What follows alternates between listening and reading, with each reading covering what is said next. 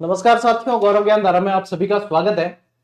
Lab assistant science की आप लोगों के क्लासेस शुरू की जा चुकी है, जिसमें अपने नीलेश जी सर आप लोगों को बायोलॉजी पढ़ा ही रहे हैं।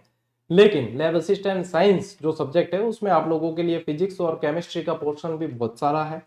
समय पे क्लासेस पूरी हो जाए और एक्सपर्ट से आप पढ़ें, इसके लिए अपने फिजिक्स और केमिस्ट्री के आज दो नए फैकल्टी से आप लोगों का परिचय करवाते हैं, जिन्हें बहुत अच्छा खासा अनुभव है फिजिक्स और केमिस्ट्री से रिलेटेड।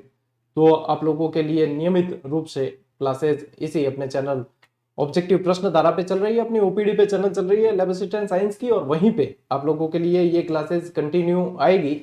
तो आज का ये सेशन जो है वो सिलेबस डिस्कशन का है। आप केमिस्ट्री और फिजिक्स का सिलेबस समझ लें और उसके बाद में जो है आपके नियमित क्लासें इसकी भी चालू हो जाएगी।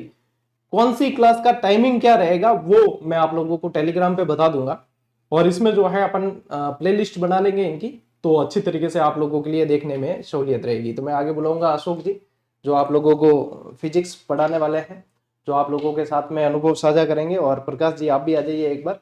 तो बारी बारी से जो है आप दोनों ही प्रकाश जी आपको केमिस्ट्री पढ़ाने वाले हैं, थोड़ी सी यहाँ पे आ जाओ। और अशोक जी जो है वो आप लोगों को फिजिक्स पढ़ाने वाले हैं, और नीलेश जी तो है ही जो आप लोगों को बायोलॉजी पढ़ाते हैं। तो आप लोगों के साथ में ये सिलेबस आज डिस्कशन करेंगे, आप अच्छी तरीके से समझ लीजिए। और फिर जैसे ही आपकी थ्योरी क्लासेस पूरी हो जाएगी तो ऑब्जेक्टिव क्लास के माध्यम से भी आप लोगों का रिवीजन करवाने का प्रयास किया जाएगा, ठीक है। तो ये है हमारे अशोक जी सर, और ये है प्रकाश जी, ये फिजिक्स पढ़ाने वाले हैं, वो केमिस्ट्री पढ़ाएंगे। नीलेश जी बायोलॉजी पढ़ाते ही हैं आप लोगों को। तो मैं अब इनको हैंड ओवर करता हूँ, तो आप लोगों को ये बिल्कुल बहुत अच्छी तरीके से सिलेबस समझा देंगे, वो समझ लीजिए आप। लो सर।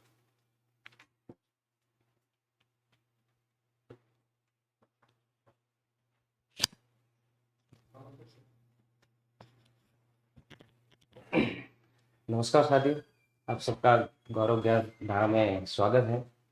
जैसा कि सर ने भी बताया है, लैब असिस्टेंट की जो वैकेंसी है उसमें जो फिजिक्स वाला पोर्शन है वो मैं आपको पढ़ाऊंगा और कोशिश करूंगा बहुत अच्छे से आपको एक्सप्लेन कर पाऊँ। तो आज जैसा सर ने बताया कि सिलेबस डिस्कशन है, तो जो भी फिजिक्स का सिलेबस है वो मैं आपको भी थोड़ा एक्सप्लेन करूंगा, ताकि हमको आगे क्या पढ़ना है उसके बारे में पता चल जाए। उसको अच्छे से डिटेल से हम बाद में क्लासेस लेंगे। तो अभी मैं आपको जो भी है सिलेबस का डिस्कशन हम स्टार्ट करते हैं। तो ये देखिए लैब असिस्टेंट के लिए ही है, और आपको थंबनेल दिख ही रहा है फिजिक्स और केमिस्ट्री। तो फिजिक्स वाला पोर्शन में आपको मैं पढ़ाऊंगा। तो इसका जो सिलेबस का जो भी डिस्कशन है आज हम करते हैं, फिर जो भी है क्लासेस पर टॉपिक वाइज जैसे भी होगी तो क्लासेस आगे आपके आती जाएगी। तो अभी सिलेबस का जो पोर्शन है, फिजिक्स वाला जो पोर्शन है वो अभी हम डिस्कस करते हैं। इसमें जो भी सीनियर सेकेंडरी का होगा वही इसमें आपके लैब असिस्टेंट की वैकेंसीज में भी मिलेगा आपको। जैसे अगर फर्स्ट चीज देखें तो अब यहाँ पे डायनेमिक्स ऑफ रिजिड बॉडी, जिसको हम हिंदी में अगर देखें तो उसको बोलते हैं दृढ़ पिंड गतिकी। अब 11th में आपको मोस्टली डायनेमिक्स या क्लासिकल मैकेनिक्स हो गया या मैकेनिक्स वाला पोर्शन ही आपको देखने को मिलता है। तो उसी का सबसे पहला पोर्शन इसमें दे रखा है। जैसे डायनेमिक्स ऑफ रिजिड बॉडी, उसमें दे रखा है अपने टॉर्क है। टॉर्क मतलब वो होता है जब किसी ऑब्जेक्ट पर या किसी बॉडी पर एक्सटर्नल फोर्स लगने से वो जो रोटेशनल मोशन करता है, तो उसमें फोर्स और उस ऑब्जेक्ट पर लगने वाली जो परपेंडिकुलर डिस्टेंस है फोर्स की, उनका जो प्रोडक्ट होता है उसको हम टॉर्क बोलते हैं। अब टॉर्क ये जैसे नॉर्मल हम लीनियर मोशन लेते हैं, तो लीनियर मोशन में जो फोर्स काम करता है वही रोटेशनल मोशन में टॉर्क काम करता है, जिसको हम बल आघूर्ण भी कहते हैं। तो ये वाला पोर्शन हम इस रिजिड बॉडी डायनेमिक्स में या दृढ़ पिंड गतिकी में हम पढ़ेंगे। जैसे इसमें फर्स्ट पोर्शन जो है बल आघूर्ण, जैसे मैंने भी बताया सिंपल मोशन के लिए हम फोर्स लेते हैं किसी भी ऑब्जेक्ट को मूव कराने के लिए। वही अगर किसी ऑब्जेक्ट की रोटेशनल मोशन चाहिए तो हमको उसमें टॉर्क चाहिए होता है, टॉर्क की रिक्वायरमेंट रहती है। उसके आगे अगर हम देखें तो कोणीय संवेग है। जैसे हम लीनियर मोमेंटम लेते हैं, वही रोटेशनल मोशन में जो मोमेंटम होता है या जो संवेग होता है उसको हम कोणीय संवेग कहते हैं। उसमें एक एक्स्ट्रा चीज ये है कि जो भी ऑब्जेक्ट रोटेशनल मोशन किसी एक पर्टिकुलर एक्सिस के अलोंग कर रहा है, तो वो जितना भी फोर्स उस पर लग रहा है उसका मोमेंटम जो है, तो ये परपेंडिकुलर डिस्टेंस उसमें और इंक्लूड हो जाती है। इसीलिए इसको कोणीय संवेग कहते हैं।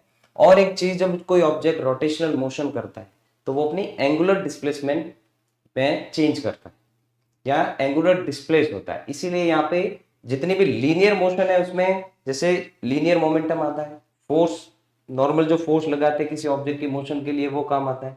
जितनी भी रोटेशनल मोशन के लिए चीज होगी तो उसमें सब में आपको देखने को मिलेगा कोणीय संवेग हो गया, कोणीय बल हो गया, जिसको हम बल आघूर्ण भी कहते हैं, ये वाली सारी चीजें देखने को मिलेगी।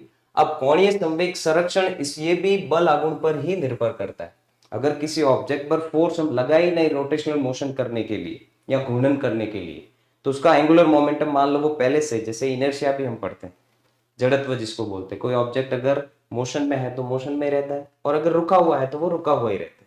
तो उसी हिसाब से अगर वो एंगुलर मोशन कंटिन्यू एक पर्टिकुलर किसी वेलोसिटी से चल रहा है और अगर हम एक्सटर्नल फोर्स उसको एक्स्ट्रा दे ही ना तो रोकने के लिए ना चलाने के लिए, मतलब एक्सटर्नल टॉर्क जो है, ये बल आघूर्ण अगर उस पर 0 है तो उसका कोणीय संवेग जो है वो संरक्षित रहता है या कंजर्व रहता है।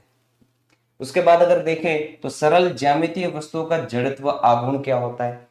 जैसे नॉर्मल मोशन के लिए कोई ऑब्जेक्ट जब तक उसको हम एक्सटर्नल फोर्स नहीं देते हैं या कोई बल प्रदान नहीं करते तो उसकी गति नहीं होती है। तो वो गति करने, या तो वो गति करता ही रहेगा या गति करेगा नहीं, इसी को हम जड़त्व कहते हैं। ये हर एक ऑब्जेक्ट की या हर एक वस्तु की एक टेंडेंसी होती है या प्रॉपर्टी होती है, जो क्या करता है, अगर वो रुका हुआ है तो रुका हुआ ही रहना चाहता है और अगर वो मोशन कर रहा है किसी एक पर्टिकुलर वेलोसिटी से तो वो मोशन ही करना चाहेगा जब तक कि उसको कोई बाह्य बल या एक्सटर्नल फोर्स हम प्रोवाइड नहीं करते। ठीक है ना, तो उस चीज को हम बोलते हैं जड़त्व आघूर्ण बोलते हैं। ये तो सिर्फ होती है जड़त्व। अब आघूर्ण वर्ग कब इसमें यूज होता है, जैसे भी बोलते हैं, ये मोस्टली हम क्या किसके लिए पढ़ रहे हैं, रोटेशनल मोशन के लिए। तो जब कोई ऑब्जेक्ट रोटेशनल मोशन करेगा तो रोटेशनल मोशन में भी जड़त्व लगता है। अगर कोई ऑब्जेक्ट एक लीनियर वेलोसिटी से या पर्टिकुलर एंगुलर वेलोसिटी से वो रोटेशनल मोशन कर रहा है किसी एक एक्सिस के अलावा, तो वो कंटिन्यू करता ही रहेगा जब तक इसको कोई एक्सटर्नल फोर्स रोकने के लिए या उसकी अगर स्पीड को और बढ़ाना है रोटेशनल मोशन के लिए, तो अगर उस पर एक्सटर्नल फोर्स हम अप्लाई नहीं करते तो क्या होगा, या ना तो वो उसने स्पीड बढ़ाएगा और ना ही वो रुकेगा। जैसे नॉर्मल लीनियर मोशन के लिए जड़त्व होता है, ये हम रोटेशनल मोशन के लिए लगता है। अगर ये रोटेशनल मोशन किसी एक पर्टिकुलर स्पीड से कर रहा है तो वो करता ही रहेगा जब तक कि उस पर कोई एक्सटर्नल या बाह्य बल नहीं लगाया जाए। तो उस चीज को हम बोलते हैं जड़त्व आघूर्ण और इसको हम आई से डिनोट करते हैं और आई इक्वल टू होता है एम आर स्क्वायर। अब ये एम जो है उस ऑब्जेक्ट का मास होता है और आर जो है जो ऑब्जेक्ट किस पर्टिकुलर एक्सिस के अलोंग वो रोटेशनल मोशन कर रहा है उससे उसकी परपेंडिकुलर डिस्टेंस जो है, जो उसके रोटेशनल पाथ की रेडियस भी होती है, वो उसका मास कितना है और उसकी रोटेशनल एक्सिस से कितनी परपेंडिकुलर डिस्टेंस है, उसका स्क्वायर को अगर हम प्रोडक्ट करें तो हमको मोमेंट ऑफ इनर्शिया मिल जाता है। मतलब पर्टिकुलर इस क्वांटिटी से डिनोट करता है कि उसका इनर्शिया कितना है रोटेशनल मोशन में, कि अगर वो मोशन करेगा तो मोशन ही करता रहेगा और अगर वो रुका हुआ है तो रुका हुआ ही रहेगा। ये रोटेशनल मोशन में एक तरह से जड़त्व का काम करता है, जैसे लीनियर मोशन में इनर्शिया होता है।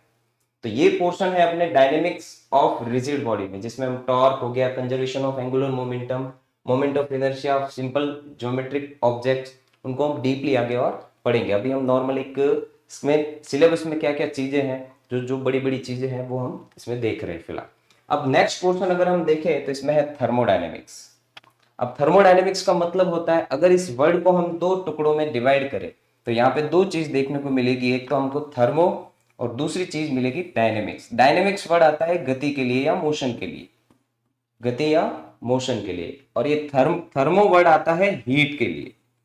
अब हीट क्या करती है, टेम्परेचर इंक्रीज या डिक्रीज करने का काम करती है। जब भी किसी ऑब्जेक्ट में हीट का एक्सचेंज होता है तो उसका टेम्परेचर बढ़ना या कम होना, ये चीज हमको देखने को मिलती है। तो अगर हम थर्मोडायनेमिक्स वर्ड को दो पार्ट में डिवाइड करें तो हमको यहाँ चीज मिलती है, एक हीट, थर्मो मतलब हीट, और दूसरी चीज है डायनेमिक्स मतलब गति के लिए। तो देखो हीट का गति मतलब मैंने यही चीज बताई आपको, हीट जब एक्सचेंज होगी तो टेम्परेचर का चेंज होता है। अब हीट क्या होती है, हीट जो है टेम्परेचर से रिलेट करते हैं कई लोग, लेकिन एक्चुअल में हीट टेम्परेचर से रिलेट करती है, लेकिन उसको हीट को ही टेम्परेचर मानते हैं कई लोग। एक्चुअल में हीट होता है किसी भी ऑब्जेक्ट की या किसी भी वस्तु की हॉटनेस और कोल्डनेस को हम हीट बोलते हैं।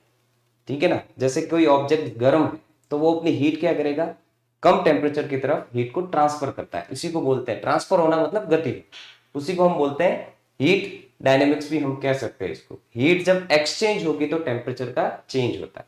जैसे अगर कोई गर्म चीज है तो वो क्या करेगा, हीट अपनी ट्रांसफर करेगा एनवायरमेंट को।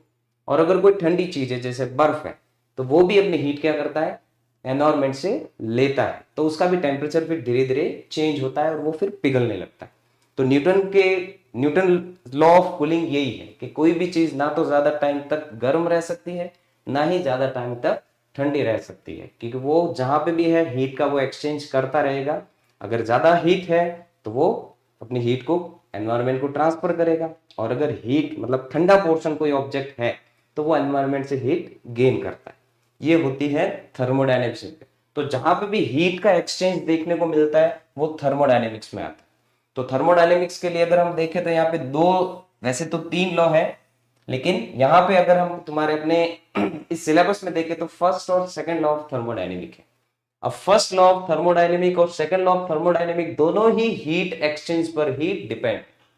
फर्स्ट लॉ ऑफ थर्मोडायनेमिक्स ये कहता है कि जब भी किसी ऑब्जेक्ट में से किसी ऑब्जेक्ट को हीट दी जाती है या ली जाती है, मतलब हीट का जब एक्सचेंज, मेन चीज इसमें यही चलेगी, हीट का एक्सचेंज हो।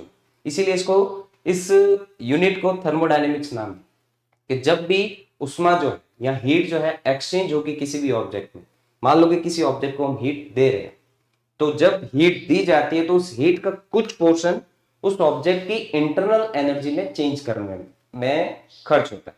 अब ये इंटरनल एनर्जी क्या होती है, कोई भी ऑब्जेक्ट छोटे छोटे पार्टिकल से मिलकर बना होता है, चाहे वो सॉलिड हो, लिक्विड हो या गैस हो, सब कोई ना कोई, जिनको हम एटम्स बोलते हैं, सो स्मॉलेस्ट यूनिट होती है। तो बहुत सारे छोटे छोटे पार्टिकल से कोई भी ऑब्जेक्ट मिलकर बना होता है, तो उनको जब हीट देते हैं तो उनकी काइनेटिक एनर्जी बढ़ती है। तो जब हीट दी जाती है तो देते वक्त जितना भी पोर्शन उसको मिल रहा है, कितने पार्टिकल उससे इनिशियली इंटरेक्ट कर रहे हैं, तो वो कुछ हीट गेन करते हैं। तो अब हीट गेन करके फिर उनकी पोजीशन में चेंज होता है, या तो वो क्या होगा, अगर सॉलिड है तो लिक्विड में चेंज होगा, लिक्विड है तो गैस में चेंज होगा। तो जब भी किसी ऑब्जेक्ट को हीट दी जाती है तो उसके पार्टिकल्स के बीच की डिस्टेंस चेंज होगी, उसकी काइनेटिक एनर्जी में चेंज होता है। तो अपनी पोजीशन को चेंज करेंगे। जब वो रुके हुए तो उनकी पोटेंशियल एनर्जी बहुत ज्यादा होती है, जब वो हीट गेन करेंगे काइनेटिक एनर्जी बढ़ेगी, पोटेंशियल एनर्जी कम होगी। तो उस दरमियान जितने भी टाइम में वो अपने हीट को ले रहे हैं तो अपने पार्टिकल्स की पोजीशन में क्या करते हैं, वो चेंज करते हैं। इसी को हम बोलते हैं इंटरनल एनर्जी बोलते हैं, जो पार्टिकल्स अपनी पोटेंशियल एनर्जी में कमी करते हैं और काइनेटिक एनर्जी को बढ़ाते हैं। या फिर हीट अगर हम कोई ऑब्जेक्ट किसी और को दे रहा है तो वो अपनी काइनेटिक एनर्जी कम करेगा और पोटेंशियल एनर्जी बढ़ाएगा। तो ऐसे अपने पार्टिकल्स अपने पोजीशन में चेंज करते हैं, और हीट का जब उसको एक्सचेंज किया जाता है तो उस हीट का कुछ पोर्शन वो अपनी पोजीशन में चेंज करना या काइनेटिक और पोटेंशियल एनर्जी में चेंज करने में थोड़ा बहुत पोर्शन उनका खर्च होता है। और रिमेनिंग जो हीट जितनी भी दी जा रही है, कुछ पोर्शन तो उन्होंने इंटरनल एनर्जी में, जिसको आंतरिक ऊर्जा भी हम कह सकते हैं, उसमें परिवर्तन करने में खर्च करते हैं। और बाकी जो है वो कितना उससे वर्क कर रहे हैं वो उसमें कन्वर्ट होती है। मतलब कुछ पार्ट जो है वो उस हीट का जो दी जा रही है या ली जा रही है उसका कुछ पोर्शन उसकी इंटरनल एनर्जी में चेंज करता है, और रिमेनिंग पोर्शन जो है वो वर्क डन में या कार्य में परिवर्तित करता है। ये है फर्स्ट लॉ ऑफ थर्मोडायनेमिक्स। अब सेकंड लॉ के लिए दो स्टेटमेंट है, दो जनों ने अलग अलग स्टेटमेंट दी है, लेकिन ओवरऑल क्या कहता है सेकंड लॉ, मैं आपको बता देता हूं। सेकंड लॉ ऑफ थर्मोडायनेमिक्स ये कहता है कि कोई भी ऐसा एक इंजन जिसको हीट इंजन बोलते हैं, जैसे नॉर्मली बाइक वगैरह या सब इंजन में वही चीज होती है, कोई फ्यूल डालते हैं वो अब उससे एनर्जी गेन करता है और बाकी जो है वो सिंक के थ्रू हीट को ट्रांसफर कर देता है वर्क डन में कन्वर्ट करने के बाद जो एक्स्ट्रा बचती है। तो सेकंड लॉ ऑफ थर्मोडायनेमिक्स यही कहता है कि ऐसा कोई इंजन बनाना पॉसिबल नहीं है जिस पर बिना एक्सटर्नल वर्क डन के ठंडी चीज को और ज्यादा ठंडी किया जा सके। जैसे रेफ्रिजरेटर में होता है, एसी वगैरह में होता है, तो वहां हमको एक्सटर्नल कुछ वर्क करना पड़ता है उसको ठंडे को और ठंडा करने के। वहां से अगर हीट हमको निकालनी है तो हीट को, जैसे पहले से वो ठंडा है एनवायरमेंट के कंपैरिजन में, तो वो हीट एनवायरमेंट से गेन कर सकता है, लेकिन अगर उसको एनवायरमेंट को और ज्यादा ट्रांसफर करनी है हमको तो एक्सटर्नल वर्क करना पड़ता है। तो सेकेंड लॉ ऑफ थर्मोडायनेमिक्स यही कहता है कि जब कोई ऑब्जेक्ट अगर ठंडा है तो उससे अगर हीट निकालनी है और उसको ठंडा करना है, तो ऐसा कोई इंजन पॉसिबल नहीं है जो बिना एक्सटर्नल वर्क के या ठंडे ऑब्जेक्ट को और भी ठंडा कर सके, मतलब किसी ठंडे ऑब्जेक्ट से हीट को ट्रांसफर कर सके। यही कहता है overall second law of thermodynamics. इसकी दो क्लॉसेस और उसकी स्टेटमेंट है वो हम जब अच्छे से पढ़ेंगे तो सब उसको अच्छे से एक्सप्लेन भी करूंगा मैं आपको। फिर इसमें देखो देखो हीट इंजन का भी मैंने नाम लिया। तो हीट इंजन क्या करता है, ये भी हीट के एक्सचेंज पर ही काम करता है कि कितनी हीट किसी इंजन को दी जा रही है, वो एज ए फ्यूल कुछ यूज करेंगे, वो फ्यूल उसको क्या करता है, फ्यूल बर्न करके हीट प्रोवाइड करता है। तो हीट से वो क्या करता है, फिर वर्क डन करता है। तो कुछ एनर्जी तो यहाँ पे भी इंटरनल एनर्जी में चेंज होगी, बाकी रिमेनिंग जो है वो सिंक को ट्रांसफर की जाती है। तो हीट इंजन में क्या होता है, एक हॉट रिजर्वर होता है और एक कोल्ड रिजर्वर होता है। हॉट रिजर्वर क्या करता है, उस इंजन को जो वर्किंग सब्सटेंस है उसको हीट ट्रांसफर करता है, और जो भी वर्क डन होना होता है उसके दरमियान जो हीट वो ट्रांसफर कर रहा है उसे इंटरनल एनर्जी में चेंज करने के बाद जो हीट ट्रांसफर हो रही, हीट ट्रांसफर होने के बाद वर्क डन जितना भी किया उसके बाद जो रिमेनिंग हीट होती है वो सिंक को ट्रांसफर करता है। तो एक हॉट रिजर्वर क्या करेगा, हीट देने का काम करेगा, और सिंक जो है वहां पे जो एक्स्ट्रा एनर्जी या हीट की फॉर्म में जो बच जाती है वर्क डन के बाद उसको वो ट्रांसफर कर देता है एनवायरमेंट को। सिंक एक तरह से हम एनवायरमेंट भी ले सकते हैं या कोई ऐसा गैस का सिस्टम भी ले सकते हैं, ये चीज होती है। तो इसमें हम ये देखो हीट इंजन और साथ में है रेफ्रिजरेटर्स, अभी मैंने नाम बताया। तो रेफ्रिजरेटर्स जो है वो सेकंड लॉ पर बेस्ड है, और हीट इंजन जो है वो फर्स्ट लॉ ऑफ थर्मोडायनेमिक्स पर बेस्ड है। तो ये थर्मोडायनेमिक्स का पोर्शन है जो हम स्टडी करेंगे और भी अच्छे से। अब सेकंड इसके बाद अगर पोर्शन देखें तो वो है ऑसिलेशंस का। अब ऑसिलेशन कब होता है, जब कोई पार्टिकल रिपीटिंग मोशन करता है, जब कोई पार्टिकल या कोई कण जो है रिपीटिंग मोशन करता है। जैसे पहले घड़ी आती थी उसमें पेंडुलम लगा होता था, तो पेंडुलम भी क्या करता था, एक रिपीटिंग मोशन करता था, तो वो भी ऑसिलेशन में आता है। या फिर कोई पार्टिकल वाइब्रेशन कर रहा है, जैसे आजकल फोन वगैरह से भी यूज करते हैं तो उसमें वाइब्रेशन होता है, तो वो भी एक तरह से ऑसिलेशन ही होता है। तो अगर कोई पार्टिकल एक अपनी फिक्स पोजिशन के अलोंग टू और फ्रो मोशन, इर्द गिर्द अगर कोई गति करता है तो उसको हम ऑसिलेशंस बोलते हैं, ठीक है ना। अब ऑसिलेशंस हमको समझ में आ गया। जैसे वेव्स वाली गति मोस्टली तुम देखते होगे कि ये वाली चीज होती है, जैसे कोई पेंडुलम भी है तो यहां से ये इसकी मीन पोजीशन है, इधर जाएगा फिर वापस मीन पोजीशन पे आएगा, फिर इधर जाएगा फिर वापस मीन पोजीशन पे आएगा।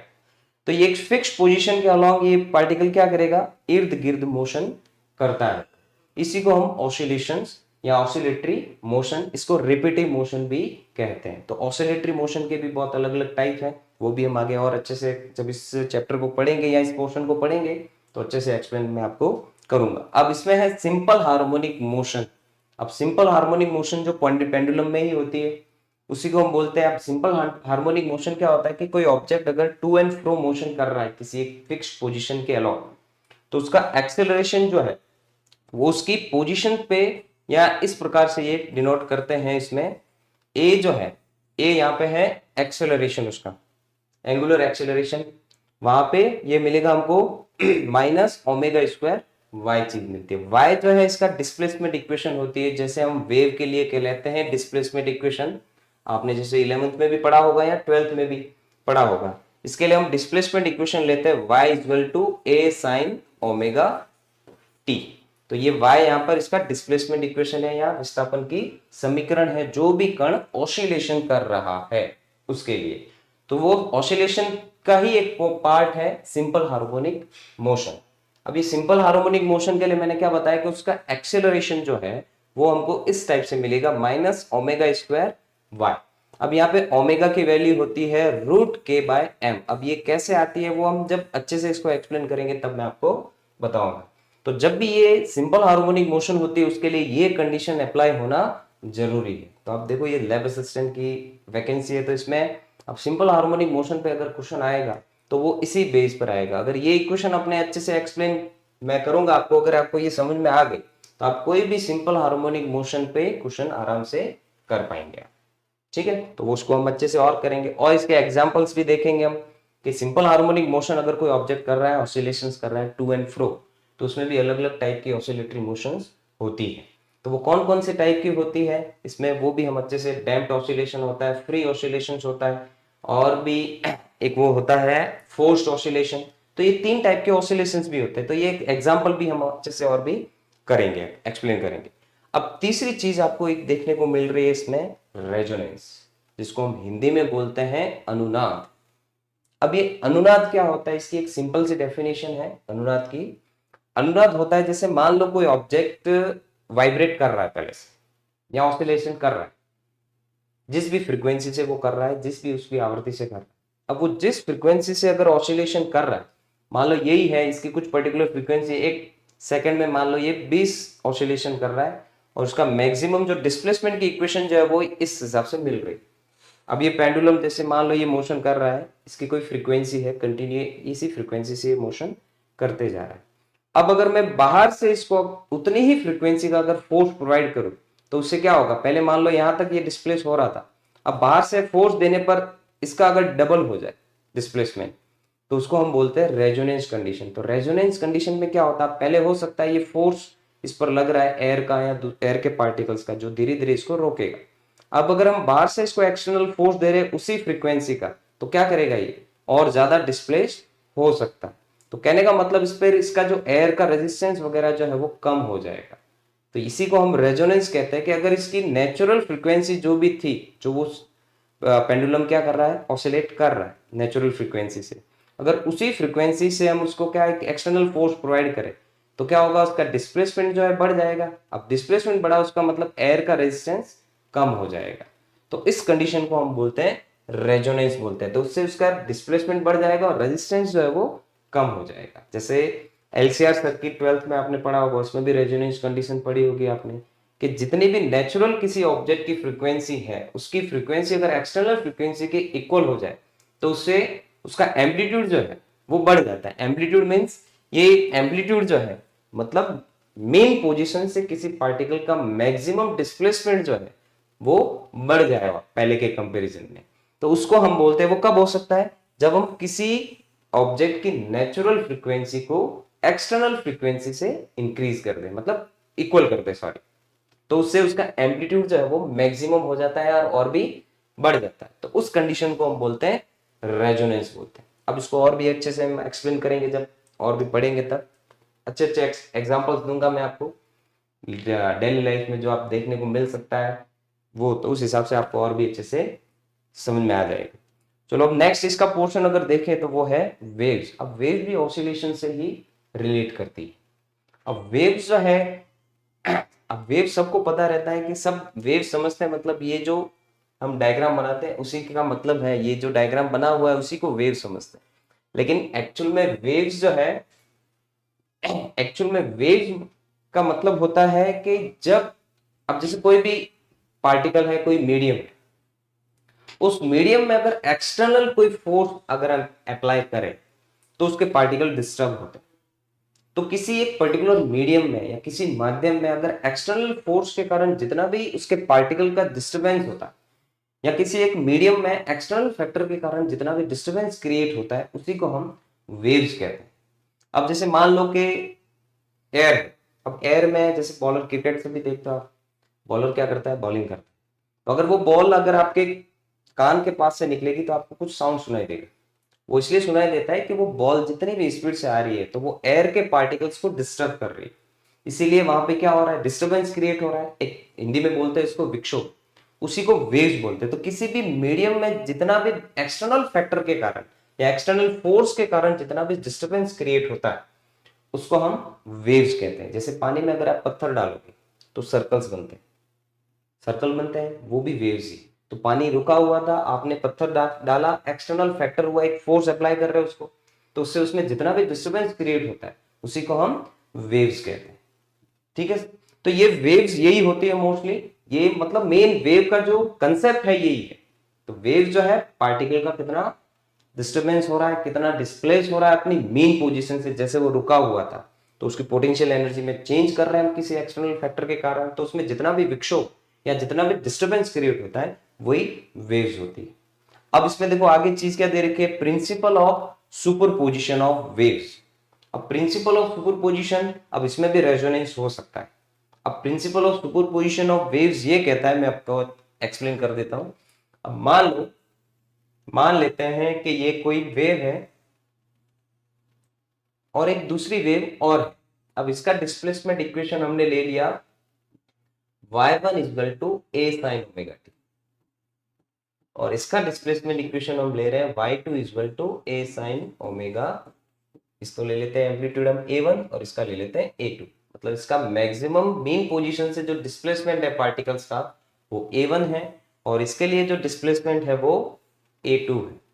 अब ये दोनों वेव क्या कर रही है, एक ही मीडियम में ट्रैवल कर रही है। अब एक ही मीडियम में अगर ट्रैवल करते हुए किसी एक पर्टिकुलर उसी मीडियम में किसी एक पर्टिकुलर पॉइंट पर अगर वो दोनों मिलती है तो मिलने को ही हम सुपरपोजिशन कहते हैं।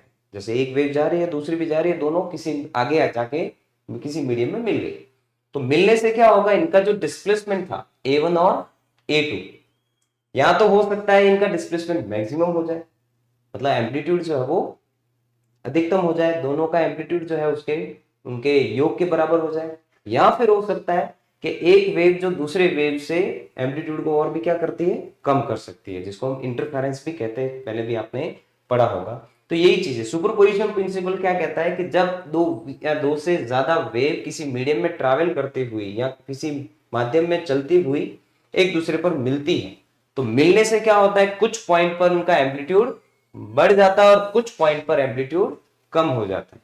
तो उससे हमको क्या चीज देखने को मिलती है कि इनका जो एम्पलीट्यूड है वो मैक्सिमम भी हो सकता है या फिर मिनिमम भी हो सकता है। अब ये मिनिमम कब मिलेगा, जब ये दोनों वेव्स जो है अपोजिट फेज की है, एक तो ये मिल रही है और दूसरी जो वेव आ रही है वो उसका फेज जो है उस पहले के कंपैरिजन में उसका फेज अपोजिट है। अब चाहे एम्पलीट्यूड कुछ भी हो, तो उससे हमको क्या चीज देखने को मिलेगी कि जो रिजल्टेंट वेव जो मिलेगी वो इन दोनों के एम्पलीट्यूड से रिजल्टेंट वेव का जो एम्पलीट्यूड है वो कम मिलेगा। मतलब यहां पे ये किसके बराबर होगा एम्पलीट्यूड, a1 माइनस a2। तो कुल मिला के सुपरपोजिशन प्रिंसिपल यही कहता है कि जब दो या दो से ज्यादा वेव किसी मीडियम में ट्रैवल करके अगर मिलती है किसी एक पर्टिकुलर पॉइंट पर, उसी मीडियम में, सेम मीडियम में, अलग अलग मीडियम में ये देखने को नहीं मिलेगा, सेम मीडियम में अगर दो वेव ट्रैवल करती हुई आगे किसी एक पर्टिकुलर पॉइंट पर अगर मिलती है तो उस मिलने को ही सुपरपोजिशन प्रिंसिपल कहते हैं। बाकी इनका डिस्प्लेसमेंट मैक्सिमम होगा या मिनिमम होगा मेन पोजीशन से, उसको हम इंटरफेरेंस में पढ़ते हैं। तो ये है सुपरपोजिशन प्रिंसिपल जो मैंने आपको एक्सप्लेन किया है। अब इसी में देखो डॉपलर इफेक्ट भी आप लोग देखने को मिल रहा है। अब डॉपलर इफेक्ट जो है साउंड में भी होता है और लाइट में भी होता है, मतलब ध्वनि तरंगों में भी ये देखने को मिलता है और प्रकाश तरंगों में भी ये चीज हमको देखने को मिलती है, डॉपलर इफेक्ट। अब देखो अच्छे से आपको एक थोड़ा सा एक बता देता हूँ कि डॉपलर इफेक्ट एक्चुअल में है क्या। जैसे किसी फंक्शन में जाते हैं हम, वहाँ स्पीकर वगैरह लगे होते हैं, तो जब हम स्पीकर के पास में जाते हैं तो स्पीकर क्या हो गया, एक तरह से सोर्स है और हम सुन रहे हैं, हम ऑब्जर्वर। तो स्पीकर के जब हम पास में जाते हैं तो उसकी साउंड हमको ज्यादा सुनाई देती है और जैसे उससे दूर जाते हैं तो साउंड कम सुनाई देती है। यही डॉपलर इफेक्ट है कि किसी सोर्स और ऑब्जर्वर की रिलेटिव मोशन के कारण उसकी सोर्स के जो भी वेव वो डिस्ट्रीब्यूट कर रहा है, हम तक ट्रांसफर कर रहा है, उसकी इंटेंसिटी में क्या फर्क देखने को मिलता है, यही डॉपलर इफेक्ट है। तो कितना ज्यादा आपको सुनाई देगा या कितना कम सुनाई दे रहा है, ये किसकी वजह से हो रहा है, उनकी रिलेटिव मोशन के कारण। या तो ऑब्जर्वर, जैसे मैं स्पीकर कहीं पे पड़ा है वो तो फिक्स पोजीशन पे है, मैं इसके पास में जाऊंगा तो मुझे इंटेंसिटी ज्यादा देखने को मिलेगी, सुनने को मिलेगी। अगर उस समय दूर जाऊं तो इंटेंसिटी कम सुनने को मिलेगी, मेरे को साउंड कम सुनाई देगा। अब वही चीज मैं एक ही पोजीशन पे खड़ा और स्पीकर को अगर पीछे ले जाऊं तब भी कम सुनाई देगा और स्पीकर को अगर आकर लेके आएंगे तो ज्यादा सुनाई देगा। तो सोर्स और ऑब्जर्वर के बीच की जो रिलेटिव मोशन के कारण जितने भी साउंड वेव्स का या लाइट वेव्स का जितने भी इंटेंसिटी में जो भी फर्क देखने को मिलता है वो ही डॉपलर इफेक्ट है। तो ये अच्छे से हम और भी जब क्लासेस होगी तब अच्छे से मैं आपको एक्सप्लेन करूंगा कैसे स्पीकर पास में लाने से क्या चीज होती है, इंटेंसिटी पे क्या फर्क पड़ता है, एम्पलीट्यूड पे क्या चीज देखने को मिलती है, चेंजेस हमको, तो वो सारी चीजें हम देखेंगे। तो ये आपके मोस्टली ये जो जितना भी 4 पॉइंट मैंने आपको बताए हैं, जितना भी ये पोर्शन, ये आपको 11th क्लास के पोर्शन से ये लिया हुआ, जो मोस्टली आपको डायनेमिक्स हो गया या ये ऑसिलेशंस वगैरह, मोस्टली डायनेमिक्स वाला पोर्शन ही आपको देखने को मिलेगा, इसीलिए डायनेमिक्स से ही स्टार्ट किया हुआ है। तो ये मैकेनिक्स हो गया, क्लासिकल मैकेनिक्स वगैरह, ये सारा 11th क्लास में ही, 11th क्लास का पोर्शन आपको वही देखने को मिला। और अब हम आगे चलते हैं, तो आगे जो पोर्शन है इसमें सिलेबस का अपने, तो वो है हमारे 12th का पोर्शन। अब 12th अगर आप 12th पढ़ चुके हो वैसे आप, तो 12th का अगर देखेंगे तो सबसे पहले जो स्टार्टिंग है वो इलेक्ट्रोस्टैटिक से ही होता है। 12th की फर्स्ट बुक जो होती है उसका फर्स्ट चैप्टर भी यही है। अब देखो इलेक्ट्रोस्टैटिक क्या होता है, तो इस वर्ड को भी अगर हम दो पार्ट में डिवाइड करें तो फर्स्ट वर्ड हमको देखने को मिलेगा इलेक्ट्रो, और सेकंड वर्ड जो है वो स्टैटिक देखने को मिलेगा। तो चलो इलेक्ट्रो से तो हो सकता है आप उसको नहीं पता हो आपको, लेकिन स्टैटिक वर्ड जो है वो आपने सुना ही है। स्टैटिक का मतलब होता है रेस्ट पोजीशन। स्टैटिक को हम बोलते हैं, कोई अगर ऑब्जेक्ट रेस्ट पोजीशन पे है तो इसको हम बोलते हैं वो इसकी रेस्ट पोजीशन है या स्टैटिक पोजीशन। तो स्टैटिक का मतलब हो गया रेस्ट। और इलेक्ट्रो या इलेक्ट्रिक या इलेक्ट्रिकल वर्ड कहीं पे भी अगर आपको सुनने को मिलता है या देखने को मिलता है, मतलब इस इलेक्ट्रो का वर्ड है यहाँ पे चार्ज इंक्लूड हो जाता है। इलेक्ट्रो का मतलब है चार्ज। जैसे चार्ज से आप मोस्टली आप भली बात ही जानते होंगे, चार्ज मतलब इलेक्ट्रॉन, प्रोटॉन, ये सारे चार्ज पार्टिकल। लेकिन चार्ज क्या होता है, ये इलेक्ट्रॉन पर भी चार्ज है, प्रोटॉन पर भी चार्ज है, मतलब ये चार्ज पार्टिकल है, आवेशित कण है। मैं आपको बता रहा हूं चार्ज क्या होता है या आवेश क्या होता है। तो चार्ज जो है वो कई ऑब्जेक्ट्स पे होता है, किन्हीं ऑब्जेक्ट्स पे नहीं होता, कुछ एलिमेंट्स पे होता है, कुछ पे नहीं भी होता है। तो चार्ज एक प्रॉपर्टी होती है जो किसी ऑब्जेक्ट पे हो भी सकती है और किसी पे नहीं भी हो सकती है। अब हो सकता है कि चार्ज उस ऑब्जेक्ट के अंदर आइसोलेटेड हो, तो उनको हम कैसे एक्साइटेड फॉर्म में ले आएंगे, वो भी कर सकते हैं।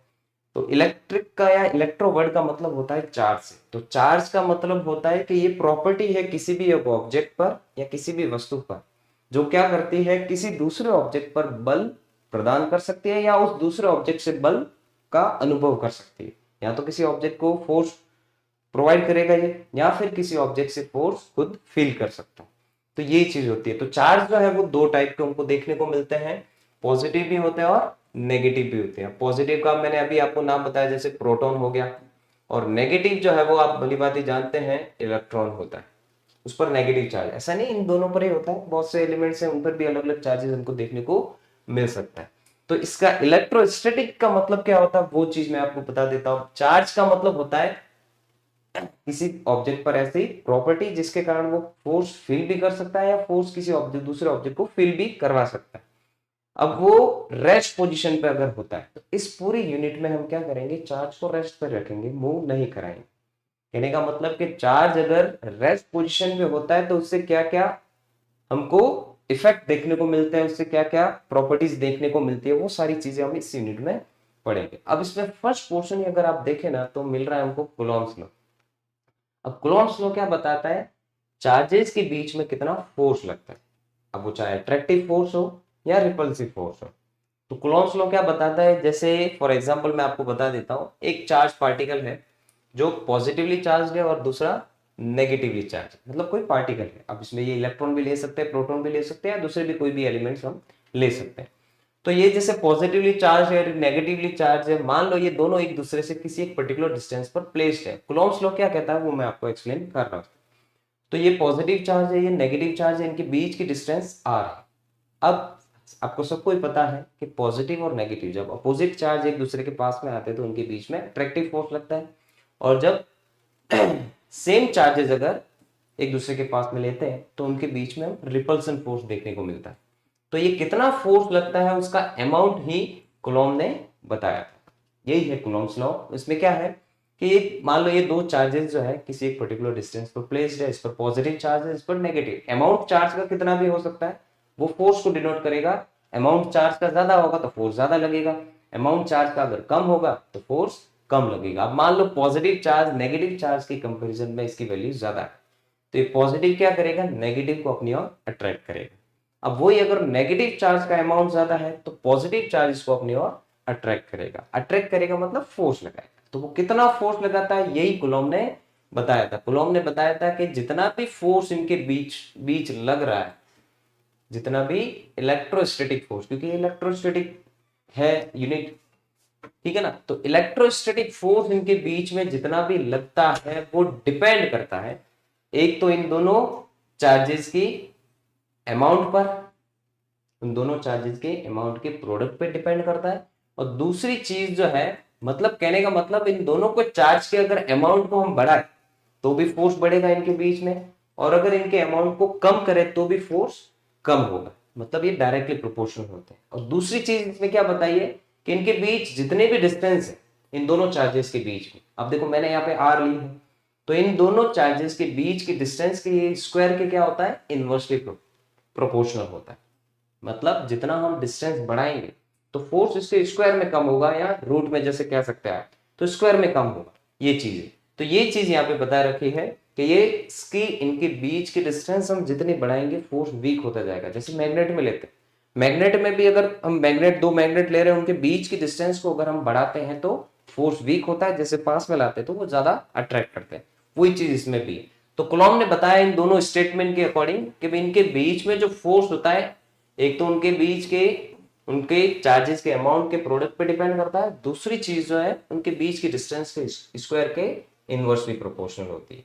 तो यहां से हमको क्या चीज देखने को मिलेगी कि इनके बीच में, इन दोनों चार्जेस के बीच में जितना भी इलेक्ट्रोस्टैटिक फोर्स है, अब देखो ये दोनों चार्जेस को हम रेस्ट पे ही रख रहे हैं, मूव नहीं करा रहे।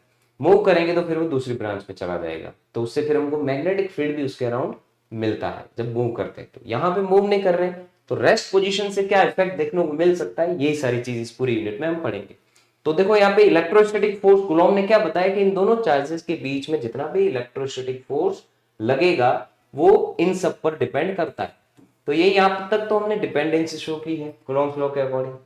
तो जब भी हम प्रोपोर्शनल साइन हटाते तो हमको मिल जाएगा इसका अमाउंट कितना। तो साथ में जब भी प्रोपोर्शनल साइन हटाते तो इक्वल तो लग रहा है, लेकिन साथ में क्या लगेगा, एक कांस्टेंट लगता है, जो इसकी एक फिक्स वैल्यू होगी, वो कूलॉम ने बता रखी है और आप भी पढ़ चुके हो। तो इससे हमको देखो कूलॉम फोर्स क्या मिलता है, के Q1 Q2 upon are square. तो ये अमाउंट बताता है कूलॉम्स लॉ के इनके बीच में, दोनों चार्जेस के बीच में जो स्टैटिक है चार्ज रेस्ट पोजीशन पे मूव नहीं कर रहे, तो उनके बीच में जितना भी फोर्स लगेगा, मतलब डिस्टेंस बढ़ाने पर कितना कम होगा या चार्ज बढ़ाने पर कितना बढ़ेगा, ये सारी चीज कूलॉम लॉ से हम ले सकते हैं। तो ये था कूलॉम्स लॉ, इसको हम और भी अच्छे से एक्सप्लेन करेंगे, इसके एग्जांपल्स भी लेंगे हम। तो देखिए अब ये तो हो गया कूलॉम्स लॉ। उसके बाद हम ले रहे हैं इलेक्ट्रिक फील्ड भी लेंगे। इलेक्ट्रिक फील्ड क्या होता है कि जब दो चार्जेस, कोई भी चार्ज, जैसे मैंने अभी बताया चार्ज क्या होता है, किसी भी ऑब्जेक्ट पर एक प्रॉपर्टी होती है, तो वो किसी ऑब्जेक्ट पे हो सकती है, किसी पे नहीं। अब ये प्रॉपर्टी होगी तो वो ऑब्जेक्ट क्या करेगा, या तो फोर्स फील करेगा किसी से, या किसी को फोर्स फील करवा सकता है, ये दोनों ही चीज मिलती। अब ये कैसे करता है, तो जो भी चार्ज ऑब्जेक्ट होते हैं, जो भी आवेशित वस्तु होती है, वो अपने में से कुछ इलेक्ट्रिक फील्ड लाइंस जिनको हम कहते हैं, कुछ विद्युत क्षेत्र रेखाएं जो है, वो क्या करते हैं, ओरिजिनेट भी करते हैं और टर्मिनेट भी करते हैं। क्योंकि पॉजिटिव चार्ज क्या करता है, इलेक्ट्रिक फील्ड लाइंस को ओरिजिनेट करता है, मतलब अपने में से बाहर निकालता है। अब उसका जितना भी अमाउंट होगा तो उसकी इलेक्ट्रिक फील्ड लाइंस की जो उसका इलेक्ट्रिक फील्ड होगा उसकी रेंज ज्यादा होगी। जैसे फॉर एग्जांपल मैं आपको एक्सप्लेन कर दूं कि ये पॉजिटिव चार्ज मान लो, तो ये चार्ज है, अब ये क्या करेगा, अपने चारों तरफ एक फील्ड कंटेन करेगा। अब वो फील्ड कंटेन किसकी वजह से करता है, उन्हीं इलेक्ट्रिक फील्ड लाइंस की वजह से। तो जहां तक ये इलेक्ट्रिक फील्ड लाइंस पहुंचाएगा वहां तक वो क्या कर सकता है, किसी भी ऑब्जेक्ट को फोर्स फील करवा सकता है, मतलब बल का अनुभव वो करवा सकता है। या किसी दूसरे ऑब्जेक्ट को अगर इसके फील्ड में लाते हैं तो वो उसको क्या करेगा, या तो अट्रैक्ट करेगा या रिपेल करेगा।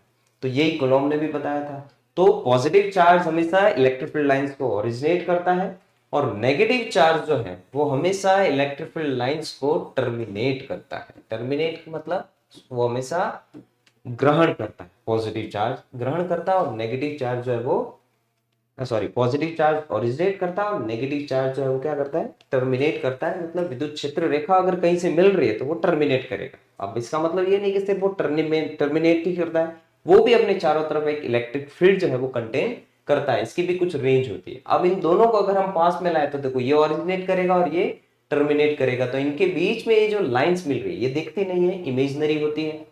तो ये लाइंस, इन्हीं को हम बोलते हैं इलेक्ट्रिक फील्ड लाइंस बोलते हैं। और इन्हीं इलेक्ट्रिक फील्ड लाइंस की वजह से कोई दूसरा ऑब्जेक्ट जो है वो फोर्स फील करता है। ठीक है, तो ये है कूलॉम्स लॉ। और जो भी पॉजिटिव और नेगेटिव चार्ज क्या करते हैं ये मैंने आपको बता दिया इस इलेक्ट्रोस्टैटिक यूनिट में। अब देखो इसका आगे वाला पोर्शन मैं आपको बता देता हूं, और इसके बाद जो हम लेंगे गॉस थ्योरम। अब गॉस थ्योरम क्या होती है, गॉस थ्योरम ये बताती है कि कोई चार्ज ऑब्जेक्ट है वो अगर एनक्लोज्ड किसी सरफेस में, तो वो अपने में से कितना इलेक्ट्रिक फील्ड लाइंस जो ओरिजिनेट करता है। तो ये सिर्फ एनक्लोज चार्जेस के लिए ही एप्लीकेबल होती है। तो तो इससे हम क्या कर सकते हैं, गॉस लॉ से, गॉस से हम ये पता कर सकते हैं कि कितना इलेक्ट्रिक फील्ड वो या इलेक्ट्रिक फ्लक्स जो है कोई ऑब्जेक्ट निकाल रहा है, कोई भी चार्ज जो है वो एनक्लोज्ड अगर है तो उस सरफेस में से कितना इलेक्ट्रिक फील्ड या कितना फ्लक्स जो है वो एक्सर्ट कर रहा है, वो इससे हम निकाल सकते हैं। जो बच्चे से हम पढ़ेंगे और आगे तब कर देंगे, और इसकी एप्लीकेशंस भी है वो भी हम अच्छे से और आगे एक्सप्लेन मैं आपको कर दूंगा। अब देखो नेक्स्ट जो इसका पोर्शन है इलेक्ट्रिक करंट। देखो इस फर्स्ट में यूनिट में हमने क्या लिया था, चार्ज को रेस्ट पे रखा था। अब हम इस इलेक्ट्रिक करंट वाले पोर्शन में चार्ज को हम मूव करवाएंगे, क्योंकि जब भी चार्ज मूव करता है तो क्या होता है, वो इलेक्ट्रिक करंट जो है फ्लो करता है। चार्ज की अपोजिट डायरेक्शन में इलेक्ट्रिक करंट जो है वो फ्लो करती है। वो आप सब जानते ही हैं, क्योंकि बचपन से पढ़ते आ रहे हैं इलेक्ट्रिक करंट क्या चीज होती है। जब भी चार्ज मूव करता है तो उसके अपोजिट डायरेक्शन में किसी भी वायर में या किसी भी कंडक्टर में, तो उसे हमको इलेक्ट्रिक करंट देखने को मिलती है। अब इस पोर्शन में हम देखो क्या है, चार्ज जब मूव करेगा इलेक्ट्रिक करंट मिलेगी, तो किसी सर्किट में अगर करंट फ्लो कर रही है तो उसे क्या चीज देखने को मिलेगी हमको, देखो किरचॉफ लॉ भी यहाँ पे हमको दे रखा है। किरचॉफ लॉ क्या बताता है, इसके दो रूल है किरचॉफ लॉ के, एक है किरचॉफ लूप लॉ है एक, और एक है junction law. Junction law current पर बेस्ड है, और लूप लॉ जो है वो पोटेंशियल पर बेस्ड है। अब कोई बैटरी है तो वो पोटेंशियल देता है, कितना वोल्टेज प्रोवाइड कर रहा है वो चीज। तो किरचॉफ के दो लॉ है, एक तो है जंक्शन लॉ। जंक्शन लॉ में किरचॉफ ने ये बताया कि कोई भी अगर सर्किट में करंट फ्लो हो रही है किसी भी पोटेंशियल के कारण, किसी भी एक सोर्स के कारण, तो वहां पे जितने भी नेटवर्क्स हैं, मतलब जितने भी वायर्स हैं, उनसे किसी एक जंक्शन पॉइंट पर, जहां पे भी वायर पॉइंट्स पे मिलता है उसको जंक्शन पॉइंट बोलते हैं, तो किसी एक जंक्शन पॉइंट पर आने वाली करंट और जाने वाली करंट का जो सम है वो इक्वल रहता है। और यही चीज हम दूसरे ये भी ले सकते हैं कि समेशन ऑफ आई, मतलब उस पूरे सर्किट में जितने भी टोटल करंट्स है वो उनका सम जो है आने वाली और जाने वाली के लिए टोटल, अगर हम एल्जेब्रिक सम देखें तो वो जीरो मिलता है।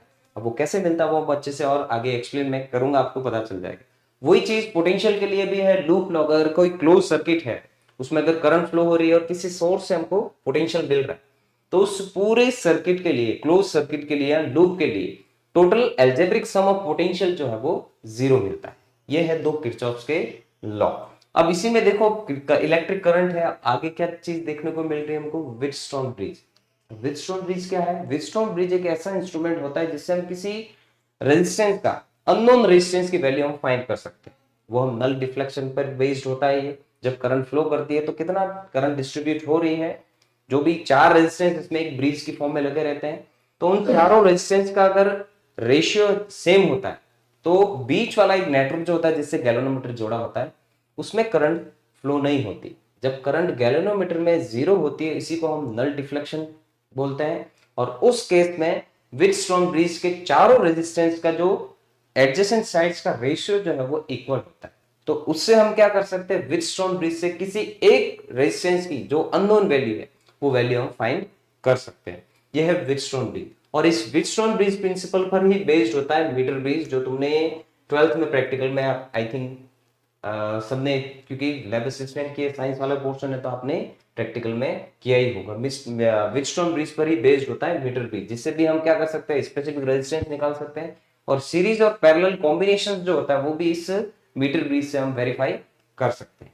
तो ये पोर्शन है अपने, जब चार्ज को मोशन में लेंगे तब ये वाला पोर्शन। अब आगे वाला पोर्शन देखो हमको मिल रहा है ऑप्टिक्स। अब ऑप्टिक्स है मतलब लाइट इंक्लूड हो गई। अब लाइट के लिए सोर्स होता है, सबसे बेस्ट सोर्स है जैसे सन, तो सन से हमको लाइट मिलती है। जो सन से जो लाइट हमको मिल रही है वो उस लाइट के क्या क्या इफेक्ट देखने को मिलेंगे, मतलब ये एक ऐसी ब्रांच है जिसमें हम क्या करेंगे, लाइट की रे और वेव नेचर दोनों के बारे में स्टडी करेंगे। ठीक है ना। जब लाइट रे फॉर्म में होगा तो कौन से इंसिडेंट वो प्रोवाइड करता है, और जब लाइट वेव फॉर्म में होगा तब वो कौन कौन से इंसिडेंट्स या कौन कौन से इफेक्ट जो है वो देखने को हमको मिलते हैं, वो सारे चीज जो है ऑप्टिक्स में। तो एक ऐसी ब्रांच है जिसमें हम लाइट की जितनी भी प्रॉपर्टीज है और वो कौन कौन से इंसिडेंट्स प्रोवाइड करता है या दिखाते हैं लाइट जो है, तो वो सारी चीजें हम इसमें पढ़ेंगे। इसीलिए इसको ऑप्टिक्स नाम दिया। ऑप्टिक्स दो होती है, रे ऑप्टिक्स, इसकी दो ब्रांचेज है, रे ऑप्टिक्स और वेव ऑप्टिक्स। तो यहाँ पे जो हमको दे रखा है मोस्टली दोनों ही ऑप्टिक्स का पोर्शन दे रखा है। देखो सबसे पहले दे रखा है माइक्रोस्कोप। माइक्रोस्कोप आप जानते ही हो, वैसे तो माइक्रोस्कोप क्या होता है, माइक्रोस्कोप में क्या रहता है, एक आईपीस लेंस रहता है और एक ऑब्जेक्टिव लेंस रहता है। ऑब्जेक्टिव लेंस थोड़ा बड़ा लेते हैं और आईपीस लेंस छोटा लेते हैं, मतलब साइज में छोटा, उसका अपर्चर जो है दोनों की अलग अलग लेते हैं। तो माइक्रोस्कोप क्या करता है, ये भी दो टाइप के होते हैं, सिंपल माइक्रोस्कोप भी होता है और कंपाउंड माइक्रोस्कोप भी होता है। सिंपल माइक्रोस्कोप जो मैग्नीफाइंग ग्लास आप देखते हो, पता है वो मैग्नीफाई करता है कोई ऑब्जेक्ट जो है उसकी इमेज को बड़ा बनाता है मिनिमम डिस्टेंस पे, तो वो सिंपल माइक्रोस्कोप होता है। अब एक की जगह पे अगर दो लेंस का यूज किया, जैसे भी मैंने बताया, एक आईपीस लेंस होता है और एक ऑब्जेक्टिव लेंस। ऑब्जेक्टिव लेंस किसको बोलते हैं, जो ऑब्जेक्ट के पास में होता है, और आईपीस लेंस जिसको बोलते हैं जो आंख के पास में, जो जहां से हम देखते हैं, तो वो आईपीस लेंस। तो अगर एक की जगह दो लेंस का अगर यूज किया जाता है तो इसको हम कंपाउंड माइक्रोस्कोप कहते हैं। तो दो टाइप के माइक्रोस्कोप हमको देखने को मिलते हैं, एक होता है सिंपल माइक्रोस्कोप जो हम नॉर्मली लेते हैं, मैग्नीफाइंग ग्लास होते हैं, और एक होता है कंपाउंड माइक्रोस्कोप जो क्या अगर जो जिसमें एक की जगह पे दो लेंस का यूज करते हैं, जिसमें एक लेंस का जो भी इफेक्ट होता है, जितना वो मैग्निफिकेशन होती है, दूसरा लेंस उसको कंपाउंड करता है, मतलब बढ़ा देता है। तो माइक्रोस्कोप क्या करता है, छोटे ऑब्जेक्ट को बड़ी इमेज उसकी बनाता है और मिनिमम डिस्टेंस पे बनाता है। 25 सेंटीमीटर पे अगर होगी तो हमको और भी क्लियरली विजिबली होता है। तो ये यूज होता है माइक्रोस्कोप का। अब टेलीस्कोप जो है, टेलीस्कोप में इसका उल्टा होता है कि ऑब्जेक्टिव लेंस बड़ा रहता है, सॉरी छोटा रहता है, और आईपीस लेंस जो है बड़ा रहता है। अब टेलीस्कोप क्या करता है, दूर के ऑब्जेक्ट को क्लियरली और मिनिमम डिस्टेंस पर विजिबल करता है इसकी मैग्निफिकेशन के कारण, क्योंकि दूर के ऑब्जेक्ट को, दूर का ऑब्जेक्ट हमको बहुत छोटा दिखेगा। अब माइक्रोस्कोप क्या करता है कि उसको हमारे को उसकी इमेज जो है हमको पास में बनाता है और बड़ी बनाता है, ताकि वो क्लियरली विजिबल हो सके। टेलीस्कोप भी दो टाइप के होते हैं, एक होता है रिफ्लेक्टिंग टेलीस्कोप, एक होता है रिफ्रैक्टिंग टेलीस्कोप।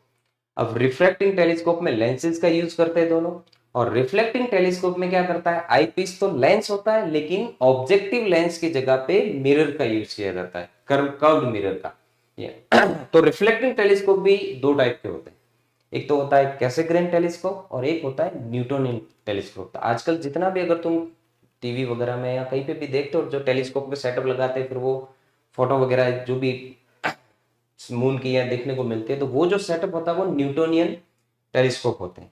पहले कैसेग्रेन यूज किए जाते थे, लेकिन न्यूटोनियन जो है वो ज्यादा कन्वीनियंट होते हैं यूज करने के लिए, इसलिए आजकल उन्हीं का यूज किया जाता है। तो आप देखो इंटरफेरेंस में आपको पहले ही बता चुका हूं, यहाँ पे पीछे वाली साइड में ये चीज जो है कि जब दो या दो से ज्यादा वेव्स किसी मीडियम में ट्रैवल करते हुए सुपर इम्पोज होती है, मिलती है, तो लाइट वेव्स भी इसी तरह चलेगी। तो वो जब मिलती है तो उनका दोनों मिलने के कारण किसी कुछ पॉइंट्स पर उनका एम्पलीट्यूड जो है मैक्सिमम हो जाता है, इंटेंसिटी भी मैक्सिमम होती है, और कुछ पॉइंट पर उनकी इंटेंसिटी और एम्पलीट्यूड मिनिमम हो जाता है। इसी इंसिडेंस को या इसी इफेक्ट को हम इंटरफेरेंस कहते हैं। ये लाइट में भी होता है, क्योंकि लाइट भी वेव्स की फॉर्म में होती है और साउंड भी वेव्स की फॉर्म में होती है। तो यही है इंटरफेरेंस, जब दो या दो से ज्यादा वेव्स जो है किसी मीडियम में ट्रैवल करती हुई एक दूसरे पर सुपर इम्पोज होती है, मिलती है, तो हमको इंटरफेरेंस देखने को मिलता है। उससे इंटेंसिटी या तो किसी पॉइंट पर ज्यादा होगी या कम होगी।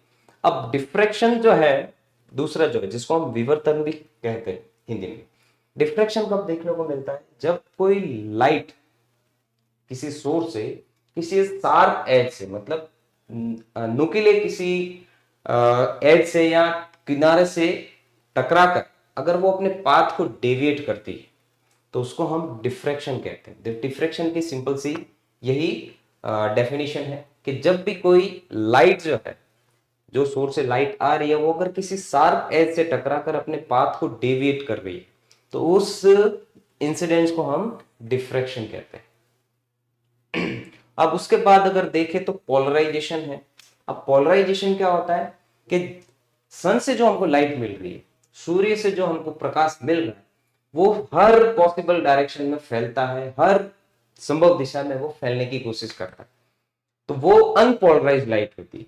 तो उस अनपोलराइज लाइट को हम कितना जितना कम हो सके उतनी पॉसिबल डायरेक्शन में उसको वाइब्रेट करवाए या फैलाए, उसको हम पोलराइजेशन कहते हैं। तो वो जो भी अनपोलराइज लाइट आ रही है, हमको मिल रही है, उसको हम पोलराइज कैसे कर सकते हैं, जैसे पोलराइड का यूज करते हैं आजकल लोग चश्मों में देखने का वगैरह जो भी है, उसमें पोलराइड का यूज करता है ताकि इसकी लाइट की इंटेंसिटी कम हो सके।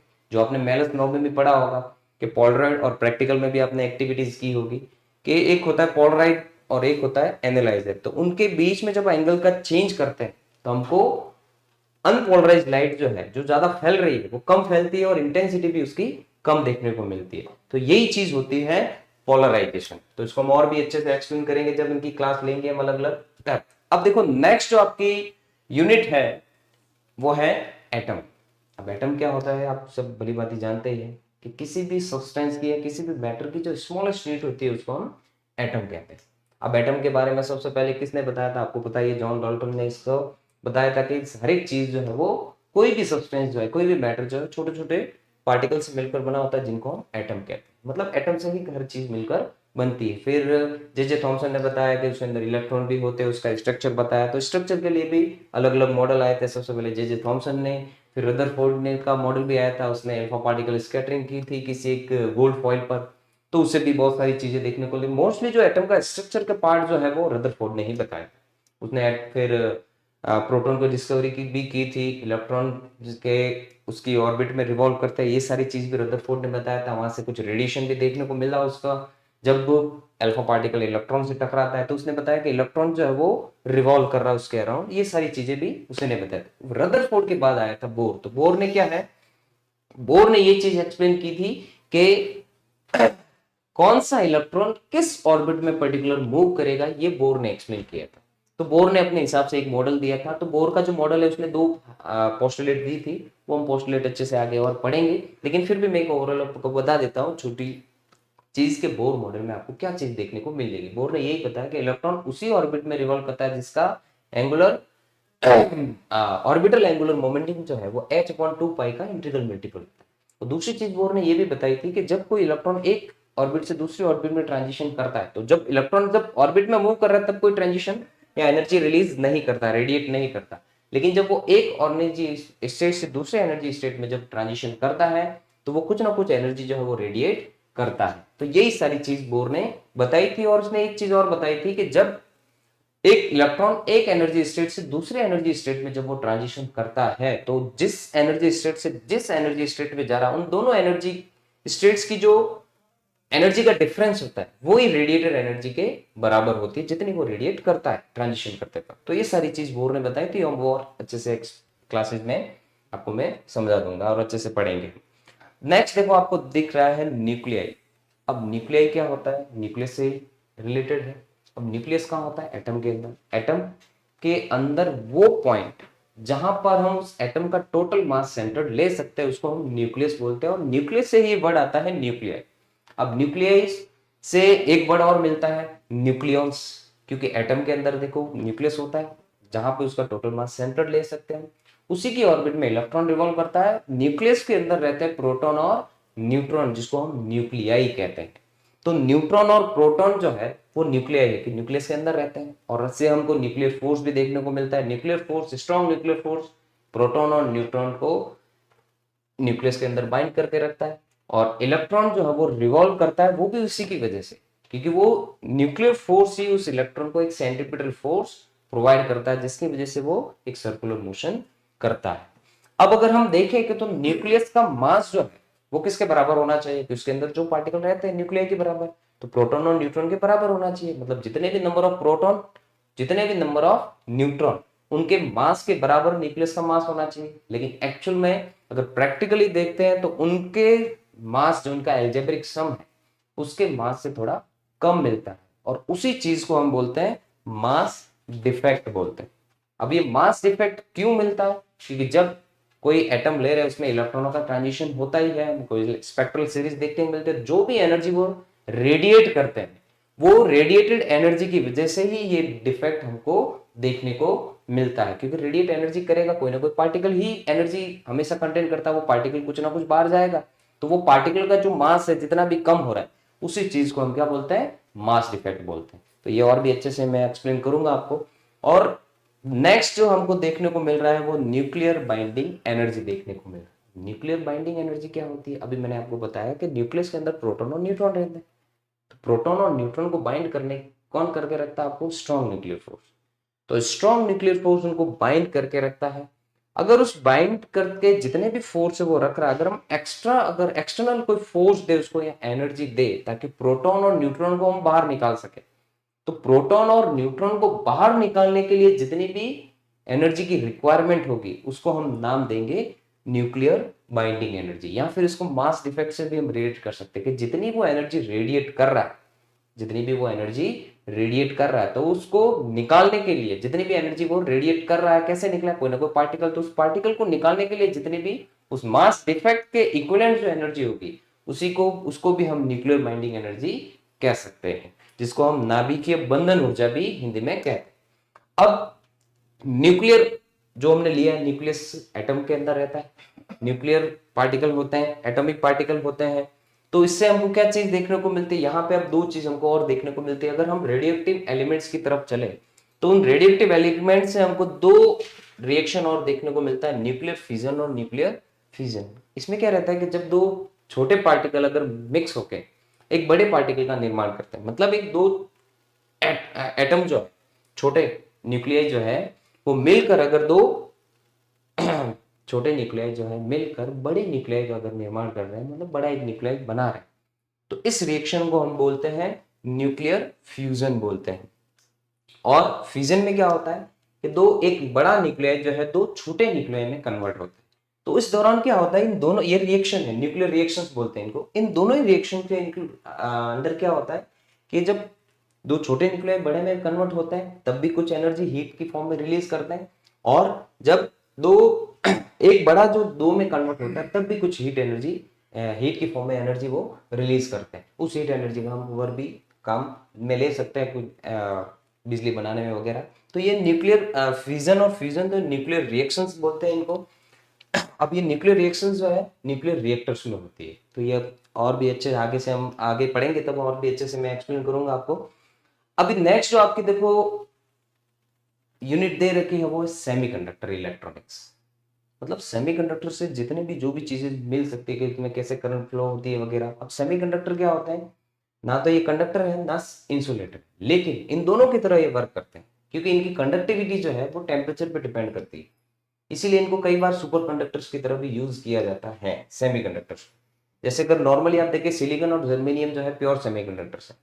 तो ये सेमीकंडक्टर क्यों बोलते हैं इनको, क्योंकि इनकी कंडक्टिविटी जो है टेम्परेचर पे डिपेंड करती है, और इनकी कंडक्टिविटी जो है ये रूम टेम्परेचर पे तो कंडक्टर की तरह वर्क करते हैं, और 0 डिग्री सेंटीग्रेड टेम्परेचर पर ये इंसुलेटर की तरह वर्क करते हैं। मतलब इनकी कंडक्टिविटी जो है, कभी ये कंडक्ट कर भी सकते हैं, टेम्परेचर पे डिपेंड करती है। अगर 0 डिग्री सेंटीग्रेड टेम्परेचर ले तो ये कंडक्ट नहीं करेंगे, मतलब इंसुलेटर की तरह वर्क करते हैं। और अगर रूम टेम्परेचर पर ले तो ये कंडक्टर की तरह वर्क करते हैं, इसीलिए इनको सेमीकंडक्टर कहते हैं। क्योंकि कंडक्टर होगा वो एनी टाइम कंडक्ट करेगा, लेकिन टेम्परेचर बढ़ने पर उनकी भी कंडक्टिविटी कम होती है। लेकिन इनकी टेम्परेचर रूम टेम्परेचर तक 0 डिग्री सेंटीग्रेड से रूम टेम्परेचर तक इनकी कंडक्टिविटी टेम्परेचर पर डिपेंड करती है। इसीलिए इनको क्या किया, ये कभी कंडक्ट करेंगे कभी नहीं करेंगे, टेम्परेचर पर डिपेंड करता है, इसीलिए इनको सेमीकंडक्टर कहा जाता है। और इससे जितने भी सेमीकंडक्टर से जितने भी इलेक्ट्रॉनिक्स प्रोडक्ट्स बनते हैं, अब वो कैसे काम करते हैं वो सारी चीजें इसमें इस यूनिट में हम पढ़ेंगे। अब इसमें देखो, अगर देखें तो सबसे पहला जो है आपने भी पढ़ा होगा 12th में, पीएन जंक्शन। अब पीएन जंक्शन क्या होता है, ये जैसे डायोड बनते हैं। अब इसमें पी टाइप सेमीकंडक्टर और एन टाइप सेमीकंडक्टर को जंक्शन क्रिएट किया जाता है। जंक्शन कैसे क्रिएट किया जाता है, प्योर सेमीकंडक्टर इसमें लिया जाता है, इसमें एक टाइप पेंटावेलेंट और एक साइड ट्राइवेलेंट इंप्योरिटीज जो है वो मिलाई जाती है, एक हाई टेम्परेचर पे इनको किया जाता है, ये डिफ्यूजन मेथड से। तो इसमें पीएन जंक्शन जो है क्रिएट किया जाता है। तो ये कहाँ पे यूज होते हैं पीएन जंक्शन या डायोड जो है वो एज अ क्या बोलते हैं स्टेबलाइजर की तरह इनका यूज किया जाता है, कि किसी भी कंपोनेंट को कितनी करंट पहुंचानी है तो वहां पे उस हिसाब से पीएन जंक्शन हो गया या डायोड हो गया उनका यूज किया जाता है। और इसी एक डायोड का एक और पोर्शन है जो हम लेते हैं जेनर डायोड। अब जेनर डायोड जो है, नॉर्मल जो पीएन जंक्शन डायोड होते हैं ये फॉरवर्ड बायस में भी यूज होते हैं। फॉरवर्ड बायस में ये मिली करंट और मिली ऑर्डर की करंट प्रोवाइड करते हैं, और रिवर्स बायस में ये माइक्रो ऑर्डर की करंट प्रोवाइड करते हैं, क्योंकि फॉरवर्ड बायस में पी टाइप को पॉजिटिव से कनेक्ट किया जाता है और एन टाइप को नेगेटिव से कनेक्ट किया जाता है। उससे इनका जो रेजिस्टेंस है वो कम होता है। मतलब उनके बीच की जो डिप्लेशन लेयर, जंक्शन पर जो डिप्लेशन लेयर, कैसे डिप्लेशन लेयर क्या होती है वो मैं आगे आपको जब क्लास लेंगे तब बच्चे से एक्सप्लेन करूंगा। तो डिप्लेशन लेयर जो है वो कम हो जाती है, मतलब इनके बीच जो बैरियर पोटेंशियल है वो कम होता है, तो रेजिस्टेंस भी कम होगा। तो उसमें वो करंट जो है मिली ऑर्डर की करंट जो है प्रोवाइड करते हैं। वही अगर इनको हम रिवर्स बायस में यूज करें, रिवर्स बायस कब होता है, जब पी को नेगेटिव से और एन को पॉजिटिव से कनेक्ट करते हैं, तो इनके बीच की डिप्लेशन लेयर जो है वो बढ़ जाती है, उनका रेजिस्टेंस भी बढ़ जाता है। तो उससे वो माइक्रो ऑर्डर की करंट ही फ्लो करते हैं। क्यों, क्योंकि इनमें सिर्फ माइनॉरिटी चार्ज कैरियर सिर्फ जंक्शन की तरफ फ्लो करते हैं। लेकिन फॉरवर्ड बायस में क्या होता है, मेजोरिटी चार्ज कैरियर जो वो जंक्शन की तरफ फ्लो करते हैं तो रेजिस्टेंस कम हो जाता है, बैरियर पोटेंशियल भी कम हो जाता है। तो ये है पीएन जंक्शन नॉर्मल डायोड। अब एक स्पेशल टाइप का डायोड होता है जिसको हम जेनर डायोड बोलते हैं। वो क्या होता है, सिर्फ रिवर्स रीजन में ही इसका यूज किया जाता है। क्यों किया जाता है कि इसमें अमाउंट ऑफ डोपिंग जो है, जो हमने इंप्योरिटीज जैसे पेंटावैलेंट एंड ट्राइवैलेंट मिलाते हैं, इसमें अमाउंट ऑफ डोपिंग जो है नॉर्मल डायोड्स के कंपैरिजन में ज्यादा की जाती है। तो ये फॉरवर्ड रीजन में काम नहीं करता, ऐसे नहीं काम नहीं करता, करता है, बहुत कम करंट देता है जिसका कोई यूज नहीं होता। इसीलिए इसको जब रिवर्स रीजन में अगर यूज करते हैं तो माइक्रो ऑर्डर की करंट ये देता है। ये सिर्फ फॉर रिवर्स रीजन में ही काम करता है, वर्क करता है, ये फॉरवर्ड रीजन में काम नहीं करता है। अब बीच में अगर देखें तो यहाँ पे देखो ट्रांजिस्टर्स भी हमको देखने को मिलेंगे। डायोड्स में क्या होते हैं, दो इलेक्ट्रोड्स होते हैं। ट्रांजिस्टर में जैसे ट्रायोड भी कह सकते हैं, इसमें तीन इलेक्ट्रोड्स होते हैं, ट्रायोड होते हैं। इसमें क्या रहता है, एक कलेक्टर रहता है, एक बेस रहता है और एक इमीटर होता है। कलेक्टर इलेक्ट्रॉन्स को कलेक्ट करने का काम करता है, बेस जो है इन दोनों को बेस प्रोवाइड करता है ताकि इलेक्ट्रॉन इनमें से फ्लो कर सके और यहां से यहां तक बेस सॉरी इमिट कलेक्टर जो है वो इलेक्ट्रॉन को कलेक्ट कर सके, बेस इन दोनों को बेस प्रोवाइड करता है और इमीटर का काम होता है इलेक्ट्रॉन को बाहर एक्सर्ट करने का काम। तो ये होता है, इसमें तीन इलेक्ट्रोड्स होते हैं, एक होता है इमीटर, एक होता है बेस और एक होता है कलेक्टर। डायोड्स में दो होते हैं, एक पी टाइप और एन टाइप। लेकिन ट्रांजिस्टर में क्या रहता है, अगर कलेक्टर पी है तो बेस एन रहेगा और इमीटर भी पी रहेगा। अगर इमीटर या कलेक्टर अगर एन है, एन टाइप सेमीकंडक्टर है, तो बेस रहेगा पी टाइप, तो ये दूसरा भी एन टाइप ही रहेगा। तो ये ट्रांजिस्टर है, ये डायोड्स वगैरह ट्रांजिस्टर वगैरह इन सबको स्टेबलाइजर की तरह ही यूज किया जाता है। सबका अलग अलग काम है, वो हम अच्छे से और आगे जब क्लास लेंगे तब जो भी इनका काम होगा वो हम अच्छे से एक्सप्लेन करेंगे। अब आगे आपको देखने को मिलेगा इन्हीं ट्रांजिस्टर्स और डायोड्स का यूज लॉजिक गेट्स में किया जाता है। अब लॉजिक गेट्स जो है बाइनरी पे चलता है, या तो ऑन रहेगा या ऑफ। अब उसके लिए लॉजिक गेट्स में क्या रहता है कि अलग अलग हम लॉजिक सर्किट्स लेते हैं। टाइमिंग सर्किट जो होता है, जैसे आपको रेड लाइट सिग्नल्स वगैरह पे देखने को मिल सकता है, कभी रेड लाइट होती है, कभी ब्लू, कभी ग्रीन, सॉरी ब्लू नहीं, कभी ग्रीन देखने को मिलती है, कभी येलो देखने को मिलती है। तो वो टाइमिंग भी है, वो भी लॉजिक गेट्स पर ही वर्क करता है कि कब ब्लू लगानी है, कब सॉरी ग्रीन लगानी है, कब येलो या कब रेड लाइट और कितने टाइम के लिए। तो वहां टाइमर सर्किट्स में भी लॉजिक गेट्स का यूज किया जाता है। तो उसमें क्या रहता है, या तो ऑन रहेगा या ऑफ रहेगा। तो उसको हम अलग अलग ले सकते हैं कि भाई ऑन किसको चालू करने पर ये चालू होगा या नहीं भी होगा। तो इसके अलग अलग कॉम्बिनेशंस होते हैं लॉजिक गेट्स के लिए। ये भी तीन टाइप के होते हैं। तो जब आगे जब हम क्लास लेंगे तो अलग अलग सारे इसके टाइप्स जितने हैं, इनका क्या काम है, कैसे ये लॉजिक गेट्स जो है कैसे टाइमर सर्किट में यूज होता है, ये सारी चीजें मैं आपको एक्सप्लेन करूंगा।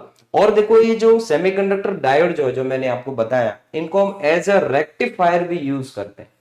रेक्टिफायर का मतलब होता है दिष्टकारी। हिंदी में अगर देखें तो हम देखें तो क्या होता है, दिष्टकारी या फिर रेक्टिफायर। अब रेक्टिफायर क्या होता है, रेक्टिफायर एक ऐसी डिवाइस है जो अल्टरनेट करंट को डायरेक्ट करंट में चेंज करता है। जो अल्टरनेट करंट को क्या करता है, डायरेक्ट करंट में चेंज करता है। रेक्टिफायर में यूज किया जाता है एक तो ट्रांजिस्टर सॉरी ट्रांजिस्टर नहीं, इसमें डायोड का यूज किया जाता है और ट्रांसफार्मर होता है।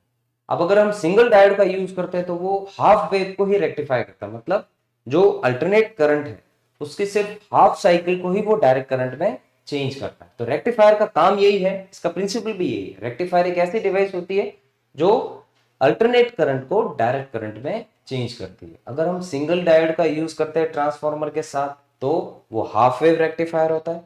और उसी की जगह पे अगर ट्रांसफार्मर के साथ अगर हम दो डायोड का यूज करते हैं तो वो पूरी वेव को रेक्टिफाई करता है, मतलब अल्टरनेट करंट को डायरेक्ट करंट में चेंज करता है। तो ये था अपना सिलेबस का सारा पोर्शन जो हम इस फिजिक्स वाले पोर्शन में पढ़ेंगे। मैं आपको अच्छे से एक्सप्लेन करूंगा और भी जो डेली लाइफ में तुम्हारे एग्जांपल्स जो भी पर्टिकुलर टॉपिक लिया आपने, चाहे कोई भी टॉपिक लेंगे तो आपको डेली लाइफ में जो भी है सारे एग्जांपल्स लेके मैं आपको एक्सप्लेन करूंगा। धन्यवाद आपका, अच्छे से आपने सुना इसके लिए। तो ये वाला सारा सिलेबस मैंने आपको एक्सप्लेन कर दिया है। बाकी जैसे टॉपिक वाइज हम अच्छे से इनकी क्लास हर एक टॉपिक की लेते रहेंगे, आपको क्लासेस मिलती रहेगी। ओके, धन्यवाद।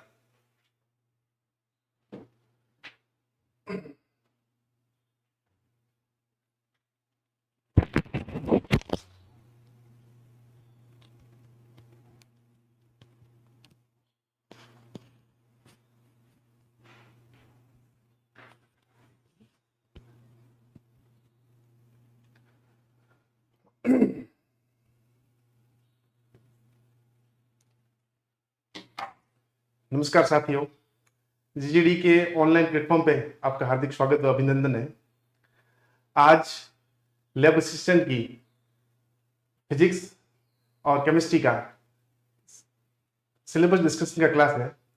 जैसा कि अशोक जी सर ने आपको बहुत अच्छी तरह से बताया है कि आपको फिजिक्स में क्या क्या पढ़ना है, वैसे ही तरह मैं आपका दोस्त प्रकाश डांगी आपको केमिस्ट्री पढ़ाऊंगा लैब असिस्टेंट के लिए।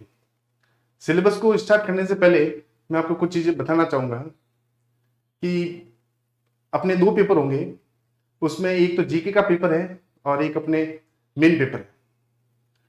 फर्स्ट पेपर के अंदर 100 क्वेश्चन आएंगे 200 मार्क्स के, और वैसा का वैसा सेकंड पेपर में भी 100 क्वेश्चन आएंगे 200 मार्क्स के। और जो 200 मार्क्स के क्वेश्चन है उसमें 3 सेगमेंट है, एक तो बायोलॉजी है, एक फिजिक्स है और एक केमिस्ट्री है। वैसा कि आपको पता ही है, बायोलॉजी हमारे नीलेश सर पढ़ा रहे हैं और फिजिक्स हमारे अशोक जी सर पढ़ाएंगे, और केमिस्ट्री वाला जो पार्ट है वो मैं पढ़ाऊंगा, आपका दोस्त प्रकाश डांगी। चलिए तो सिलेबस की तरफ आगे बढ़ते हैं।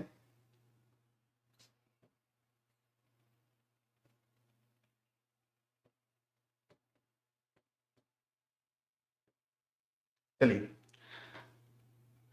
केमिस्ट्री की शुरुआत करते हैं सबसे पहले। और टोटल मिला के आपके केमिस्ट्री के सेगमेंट में 10 यूनिट्स है। कितना यूनिट है? 10 यूनिट। उस 10 यूनिट को अपने को सिलेबस के हिसाब से कुछ टॉपिक तो है 11th क्लास के और कुछ टॉपिक है अपने पास 12th क्लास के। इसमें जो सेगमेंट लिखा गया है, वो सीनियर सेकेंडरी स्तर का ज्ञान है। सीनियर सेकेंडरी का आप सबको पता ही होगा कि 11th और 12th क्लास होती है। इसमें यूनिट फर्स्ट है। यूनिट फर्स्ट की बात करें ना तो पीरियोडिक टेबल है और एटॉमिक प्रॉपर्टीज है। पीरियोडिक टेबल की बात करें तो केमिस्ट्री में इसके बिना तो केमिस्ट्री अधूरी है। पीरियोडिक टेबल में आपको सबको पता होगा कि जो पीरियोडिक टेबल होती है उसके 4 ब्लॉक होते हैं। एक तो होता है अपना एस ब्लॉक, इधर आता है अपना पी ब्लॉक और इधर आता है अपना डी ब्लॉक, और अंतिम जो सबसे इंपॉर्टेंट ब्लॉक होता है उसे अपन बोलते हैं एफ ब्लॉक। लेकिन अपने को एफ ब्लॉक जो है वो लैब असिस्टेंट में नहीं पढ़ना है, ठीक है। आवर्त सारणी और परमाणु गुणधर्म सेकंड। इस यूनिट के अंदर अपने को जो टॉपिक पढ़ने हैं वो है fundamental particles of an atom, जिसमें इलेक्ट्रॉन है, प्रोटॉन है और न्यूट्रॉन है। इलेक्ट्रॉन, प्रोटॉन और न्यूट्रॉन में क्या क्या चीज पढ़नी है? एक तो इसकी डिस्कवरी किसने की, इसके ऊपर चार्ज क्या होता है, एक इसका मास वो क्या होता है। ये तीनों चीजें अपने को सेम प्रोटॉन के लिए भी पढ़नी है और न्यूट्रॉन के लिए भी पढ़नी है। वो उसी के बाद एक आता है रदरफोर्ड मॉडल। RSSB की सबसे इंपॉर्टेंट बात यह है कि जैसा इसने जो 10 यूनिट दिए ना उसमें बहुत अच्छे से सिलेबस को इलेबरेट किया है, और आपको वही टॉपिक पढ़ना है जो आपके सिलेबस के अंदर आ रहा है। जैसे रदरफोर्ड मॉडल। ऐसे तो एटॉमिक मॉडल की बात करें ना अपन तो 3 मॉडल होते हैं, एक तो थॉमसन मॉडल होता है, एक रदरफोर्ड मॉडल होता है और एक नील्स बोर मॉडल होता है। लेकिन RSSB ने सिर्फ अपने सिलेबस के अंदर एक ही मॉडल दिया है, उसका नाम है अपना कौन सा, रदरफोर्ड मॉडल। रदरफोर्ड मॉडल में के द्वारा कौन सी फॉइल का यूज किया गया, कैसे यूज किया गया, वो सब कुछ अपने को पढ़ना है। सबसे इंपॉर्टेंट मैं यदि बात करूं इस यूनिट की, सबसे इंपॉर्टेंट यदि मैं बात करूं इस यूनिट की ना, तो अपने को पढ़ना है क्वांटम। क्वांटम में आपको मान के चलना कि इसमें से एक क्वेश्चन 101% आएगा ही आएगा आपकी जो लैब असिस्टेंट की भर्ती परीक्षा है उसके अंदर। क्वांटम कितने तरह के क्वांटम है? क्वांटम जो होती है ना वो मुख्यतया 4 तरह की होती है। एक तो होता है n, एक होता है n, एक होता है m और एक होता है साहब s। n जो होता है उसे प्रिंसिपल क्वांटम नंबर बोलते हैं, जिसे n से डिनोट करते हैं। एक आता है l जो होता है वो एजोमिथाइल क्वांटम नंबर होता है। एक आता है m जिसे अपन मैग्नेटिक क्वांटम नंबर बोलते हैं, और एक आता है s जिसे अपन बोलते हैं स्पिन क्वांटम नंबर। ये 4 क्वांटम जो है ना अपने को पढ़ना है क्वांटम संख्या के अंदर, और आपके पेपर के अंदर यहां से एक क्वेश्चन छपेगा ही छपेगा। नेक्स्ट एक आता है पाउली एक्सक्लूजन प्रिंसिपल। पाउली का अपवर्जन जो सिद्धांत है उसको अपने को पढ़ना है कि वो पाउली का अपवर्जन सिद्धांत अपने को क्या कहता है। एक आएगा अपने पास अफबो सिद्धांत। अफबो सिद्धांत के अंदर आपको ये बताना है कि भाई इलेक्ट्रॉन जो शेल होती है, जो सब शेल होती है SPDF, उसके अंदर कैसे इलेक्ट्रॉन को फिल करना है, वो सब कुछ आपको इसके अंदर पढ़ना है। एक आएगा अपने पास types of orbital. Types of orbital की बात करें अपन तो 4 ऑर्बिटल होते हैं S, P, D और F। इसके अंदर एक तो पढ़ना है उसका शेप कैसा होता है। शेप की बात करूं मैं आपको तो ये 3 एक्सिस के बीच में X, Y और जो Z है उनकी एक्सिस के बीच में करना है कि भाई X पे यदि ऑर्बिटल बनेगा तो क्या होगा, Y पे बनेगा तो क्या होगा और Z पे बनेगा तो क्या होगा। इसका मतलब अपने को कक्षकों की जो आकृति है ना वो इस टॉपिक के अंदर पढ़ना है। सबसे इंपॉर्टेंट एक आता है हुन्स का नियम। हुन्स का नियम ये कहता है कि जब भी आपके पास कोई इलेक्ट्रॉन है उस इलेक्ट्रॉन को ऑर्बिट के अंदर कैसे फिल करना है वो आपको बताएगा कौन सा, हुन्स लॉ। पहले 1 इलेक्ट्रॉन बनना है या 2 इलेक्ट्रॉन बनने हैं या 3 इलेक्ट्रॉन बनने हैं, वो सब कुछ पढ़ना है अपने को हुन्स के नियम में। फिर आता है एक मॉडर्न पीरियोडिक टेबल, एक मेंडली पीरियोडिक टेबल आती है, वो आपको पढ़नी नहीं है। एक पढ़ना है अपने को कौन सा, modern periodic table. Modern periodic table आधुनिक आवर्त सारणी, ये आपके लिए बहुत इंपॉर्टेंट शो करेगी। एक आएगा वेरिएशन। वेरिएशन में आपको करना है, एक पढ़ना है अपने को साइज, सेकंड पढ़ना है आयोनाइजेशन पोटेंशियल। आयोनाइजेशन पोटेंशियल को अपन आयोनाइजेशन एनर्जी भी बोलते हैं कि भाई इलेक्ट्रॉन को कैसे बाहर भेजना या इलेक्ट्रॉन को कैसे अंदर लाना है। एक पढ़ना है आपको इलेक्ट्रॉन एफिनिटी और लास्ट पढ़ना है अपने को इलेक्ट्रॉन नेगेटिविटी। ये चारों चीजें है ना मोस्ट इंपॉर्टेंट है। आपका दूसरा मोस्ट इंपॉर्टेंट टॉपिक यहां है, यहां से क्वेश्चन आएगा ही आएगा। ये चारों चीजें आयोनाइजेशन मतलब डाउन द ग्रुप अपन चले तो क्या हो, लेफ्ट टू राइट चले अपन तो क्या हो, ये चारों चीजें पढ़नी है अपने को, ठीक है। ये अपना यूनिट नंबर फर्स्ट था। इसी के साथ अपना यूनिट नंबर आता है सेकंड। यूनिट नंबर सेकंड की बात करूं ना तो ये है अपने पास S ब्लॉक और एक है अपने पास कौन सा, P ब्लॉक। अभी ही मैंने आपको बताया है कि ब्लॉक जो होते हैं वो 4 होते हैं। एक तो होता है सब S, एक होता है P, एक होता है D और एक होता है कौन सा, F ब्लॉक। ये पीरियोडिक टेबल के 4 ब्लॉक होते हैं। इनमें अपने को पढ़ना है सबसे पहले जनरल इंट्रोडक्शन। जनरल इंट्रोडक्शन का मतलब ये होता है कि भाई S ब्लॉक और P ब्लॉक कैसे दिखते हैं या कहां से में या सब कुछ है ना। एक आता है इलेक्ट्रॉनिक कॉन्फ़िगरेशन। इलेक्ट्रॉनिक कॉन्फ़िगरेशन में कि भाई इलेक्ट्रॉन को कैसे फिल करेंगे इनके ऑर्बिटल के अंदर, S के अंदर फिल कितना करेंगे, P के अंदर कितना करेंगे, ठीक है। फिर आती है अपने को प्राप्ति, अकरेंस कहां से, मतलब ये अपन को कहां से मिलते हैं, कैसे मिलेंगे, एटमॉस्फेयर के अंदर या अर्थ के ऊपर ये कहां से मिलते हैं। एक आएगा अपने पास ऑक्सीकरण संख्या। ऑक्सीकरण संख्या इस यूनिट का इंपॉर्टेंट टॉपिक है। ऑक्सीकरण संख्या, यहां से क्वेश्चन आ सकता है आपके लैब असिस्टेंट के अंदर। ऑक्सीकरण संख्या कैसे निकाली जाती है वो मैं आपको बताऊंगा। फिर आएगा अपने पास नेक्स्ट टॉपिक है trends in physical and chemical properties. Physical और केमिकल प्रॉपर्टीज की बात करें ना अपन तो बहुत सारी प्रॉपर्टीज होती है जो फिजिकल होती है, बहुत सारी प्रॉपर्टी होती है जो केमिकल होती है। क्या फर्क है फिजिकल और केमिकल प्रॉपर्टी के अंदर, वो सब कुछ आपको मैं इस टॉपिक में बताऊंगा जब भी अपन बहुत अच्छे से एक्सप्लेन करेंगे, बहुत अच्छे से एक्सप्लेन करेंगे। फिर आता है एक अपने पास inert pair effect. Inert pair effect की बात करें ना, इसका नाम से ही अपने को पता चलता अक्रिय युग्म प्रभाव। अक्रिय युग्म प्रभाव का मतलब ये होता है कि इसका जो इफेक्ट होता है ना वो बहुत वहां पे कम हो जाता है। नेक्स्ट अपने पास जो स्लाइड आती है यूनिट नंबर 3, ये आपके 11th का पोर्शन रहेगा। इसमें आपको यदि मैं बता दूं कि कुछ पोर्शन 11th का भी है और कुछ पोर्शन 12th का भी है। ये आपके जो रासायनिक साम्य है ये 11th का पोर्शन रहेगा। क्या मतलब होता है साम्य का? साम्य का मतलब साहब ये होता है कि जितने भी रिएक्टेंट और जितने भी प्रोडक्ट है वो सेम रेट से सेम टाइम में यदि इक्वल हो उसे अपन बोलते हैं कौन सा, साम्य, जिसे बोलते हैं इंग्लिश में इक्विलिब्रियम। जैसे सपोज मेरे पास एक रिएक्टेंट है ये और इधर एक प्रोडक्ट है, इधर आने वाला और उधर जाने वाला दोनों यदि सेम है, उनकी रेट यदि सेम है तो उसे अपन बोलते हैं कौन सा, केमिकल इक्विलिब्रियम। और ये केमिकल इक्विलिब्रियम क्यों है? क्योंकि ये अपन केमिकल रिएक्शन से के अंदर यूज करते हैं, इसीलिए इसको बोलते हैं अपन कौन सा, केमिकल इक्विलिब्रियम। जिसमें सबसे फर्स्ट पढ़ना है अपने को साम्य को प्रभावित करने वाले कारक। Factor affecting equilibrium, factor affecting equilibrium मतलब टेम्परेचर क्या इफेक्ट कर सकता है, उसका कॉन्सेंट्रेशन क्या इफेक्ट कर सकता है, प्रेशर क्या इफेक्ट कर सकता है, ठीक है, इनर्ट गैस क्या यूज कर सकती है, इन सारों चीजों को पढ़ना है अपने को इस टॉपिक के अंदर जो आता है साम्य को प्रभावित करने वाले कारक। और यहां से भी एक क्वेश्चन बन सकता है। एक आएगा अपने पास रिवर्सिबल एंड इरिवर्सिबल रिएक्शन। इसका मतलब होता है उत्क्रमणीय और अनुत्क्रमणीय अभिक्रिया।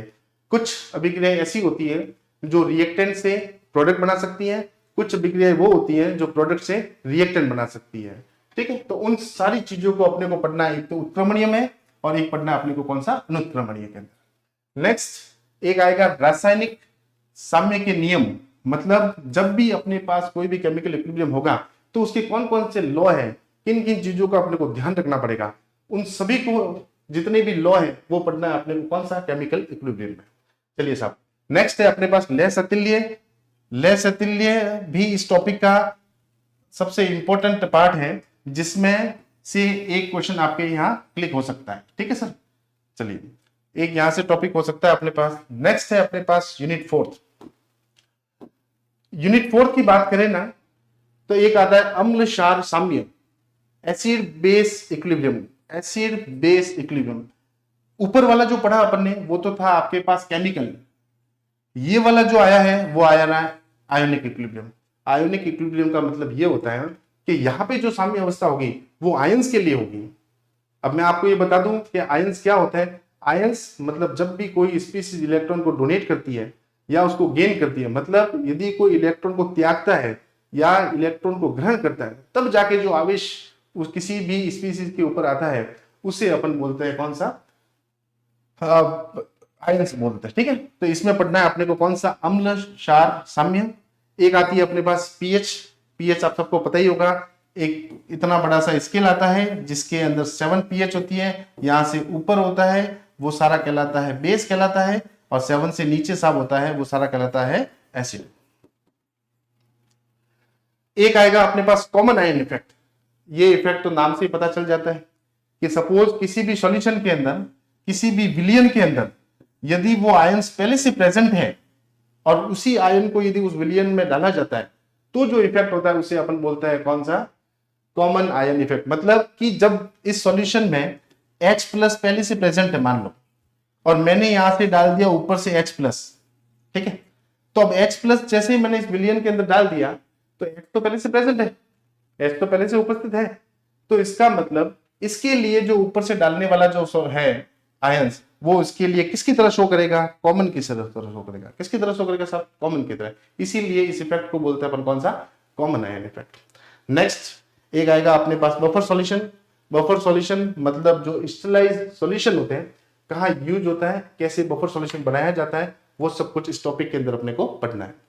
एक आएगा अपने पास एसिड बेस टाइट्रेशन। टाइट्रेशन ये प्रैक्टिकल वाला पोर्शन है जिसमें अपन एसिड और बेस को कैसे टाइट्रेट करेंगे वो सब कुछ सीखना है, ठीक है। जैसे ही मैं आपको ये टॉपिक बताऊंगा उसके बारे में बहुत अच्छे से ब्रीफ करूंगा, जिससे आपको बहुत अच्छे से समझ में आ जाए। चलिए नेक्स्ट अपने पास यूनिट है, यूनिट नंबर 4 हो गया। अपने पास आती है कौन सी, 5 की बात करें तो ये भी आपकी 11th क्लास का पोर्शन है, ठीक है। गैसीय स्टेट मतलब गैसीय अवस्था, गैस कैसे वर्क करती है, गैस कौन कौन से लॉ को फॉलो करती है, उन सभी को अपने को इसमें पढ़ना है। इसका फर्स्ट आता है गुणधर्म। गुणधर्म मतलब किसी भी गैस की प्रॉपर्टी क्या हो सकती है, टेम्परेचर पे कैसे वर्क करेगी, प्रेशर पे कैसे वर्क करेगी, वो सब कुछ अपने को इसमें पढ़ना है। एक आता है इसी के साथ एक आता है फर्स्ट, जिसे अपन बॉयल्स लॉ बोलते हैं। क्या बोलते हैं साहब इसको, बॉयल्स लॉ। बॉयल्स लॉ की बात करें तो जब भी प्रेशर और वॉल्यूम के साथ, मैं आपको थोड़ा सा बताऊं तो प्रेशर जो है ना वो किसी भी गैस के लिए व्युत्क्रमानुपाती होता है। ये अपने पास जो लॉ है वो बॉयल्स लॉ है। एक आता है अपने पास चार्ल्स लॉ। कौन सा लॉ आता है साहब, चार्ल्स लॉ। चार्ल्स लॉ की बात करें ना तो इसके अंदर B is directly proportional to अपने पास कौन सा आता है, T। मतलब वॉल्यूम जो है किसी भी गैस का जो आयतन जो है वो उसके परम ताप के क्या होता है, समानुपाती होता है। एक आता है एवोगाड्रो लॉ आता है, जिसे अपन एवोगाड्रो लॉ जो गैस के लिए यूज होता है उसको पढ़ेंगे अपन। एक आएगा डाल्टन्स। डाल्टन्स जो है वो मोस्ट इंपॉर्टेंट थ्योरी है अपने केमिस्ट्री के अंदर। डाल्टन के 2-4 पोस्टुलेट है, वो सब कुछ अपने को पढ़नी है। डाल्टन्स का एक अकॉर्डिंग टू पार्शियल प्रेशर है, वो सब कुछ अपने को पढ़ना है। एक आएगा अपने पास ideal gas equation. Ideal gas equation की बात करूं मैं तो यहां पे एक तो आता है PV is equals to NRT. PV is equals to NRT, इसे आदर्श गैस समीकरण कहा जाता है। आदर्श गैस क्या कहा जाता है? समीकरण। पी की बात करें अपन ना तो अपने पास पी मतलब तो यहां पे प्रेशर होता है। पी मतलब तो यहां पे होता है अपने पास कौन सा? प्रेशर होता है ना। वी मतलब यहां पे क्या होता है? वॉल्यूम होता है। वी मतलब होता है अपने पास वॉल्यूम। एन मतलब होता है number of moles. Number of moles. R अपने पास होता है गैस कांस्टेंट। आर अपने पास होता है साहब कौन सा? Gas constant. और टी यहां पे होता है साहब कौन सा? टेम्परेचर। टी अपने पास क्या होता है? टेम्परेचर। ठीक है, तो ये आदर्श गैस समीकरण है। एक आता है अपने पास लॉ ऑफ डिफ्यूजन, ग्राम्स का विसर्जन नियम। ये भी एक इस यूनिट का सबसे इंपॉर्टेंट मतलब अच्छा टॉपिक है। यहां से क्वेश्चन आपके भर्ती परीक्षा में आ सकता है।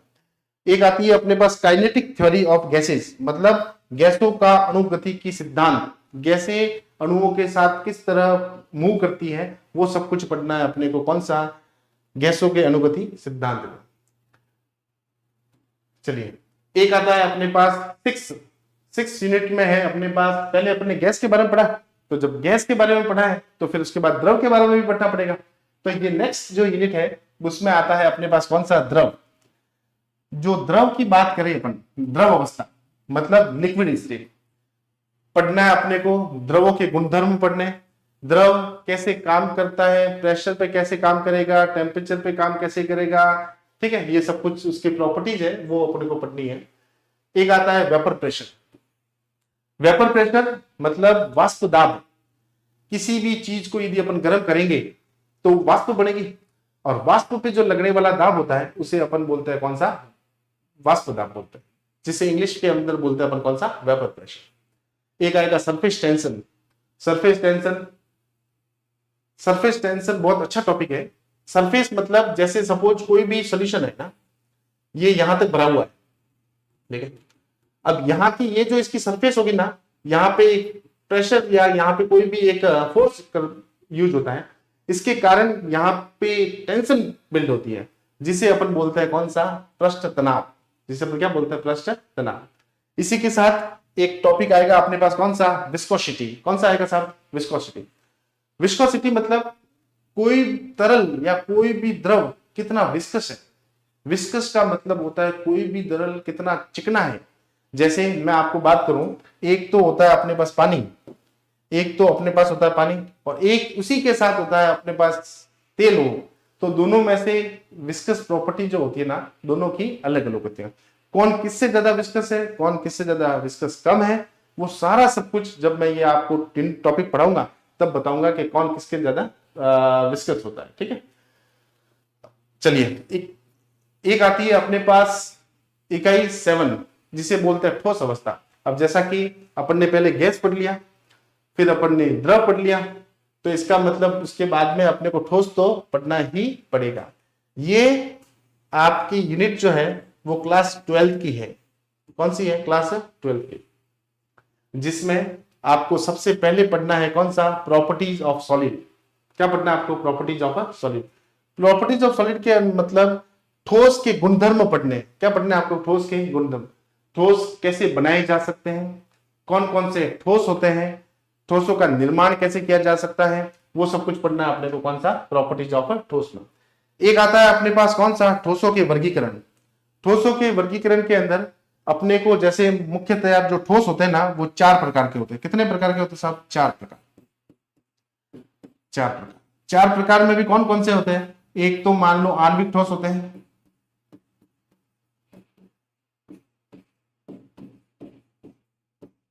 एक होता है धात्विक ठोस,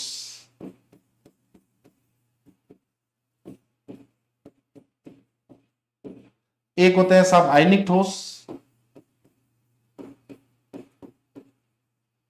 आयनिक ठोस, और एक होता है साहब अपने पास सहसंयोजक ठोस।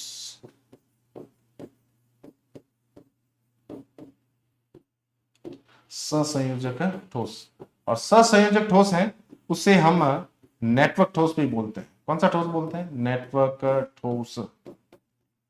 ठीक है, चलिए, तो इसका मतलब जो वर्गीकरण है वो अपने को पढ़ना है किसमें? क्लासिफिकेशन ऑफ सॉलिड्स में। एक आएगा अपने पास यूनिट सेल, देयर टाइप्स, मतलब जो आपके पास इकाई कोशिका है वो कितने टाइप की होती है और उसके प्रकार। इकाई कोशिका के बारे में यदि मैं आपको बताऊं ना, तो इकाई कोशिका को हम इस तरीके से बनाया जा सकता है।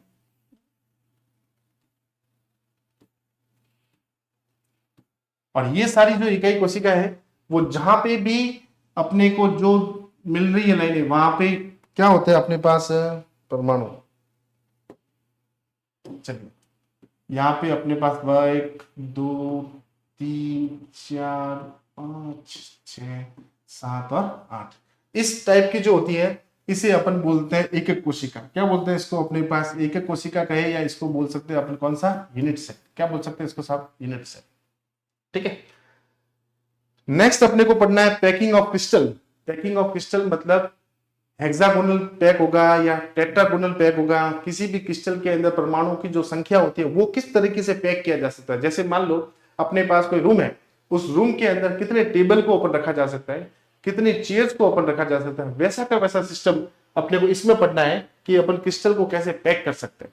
ठीक है, एक टॉपिक और आएगा अपने पास जिसमें structure of a simple ionic compound. Simple ionic compound मतलब सामान्य आयनिक यौगिकों की संरचना।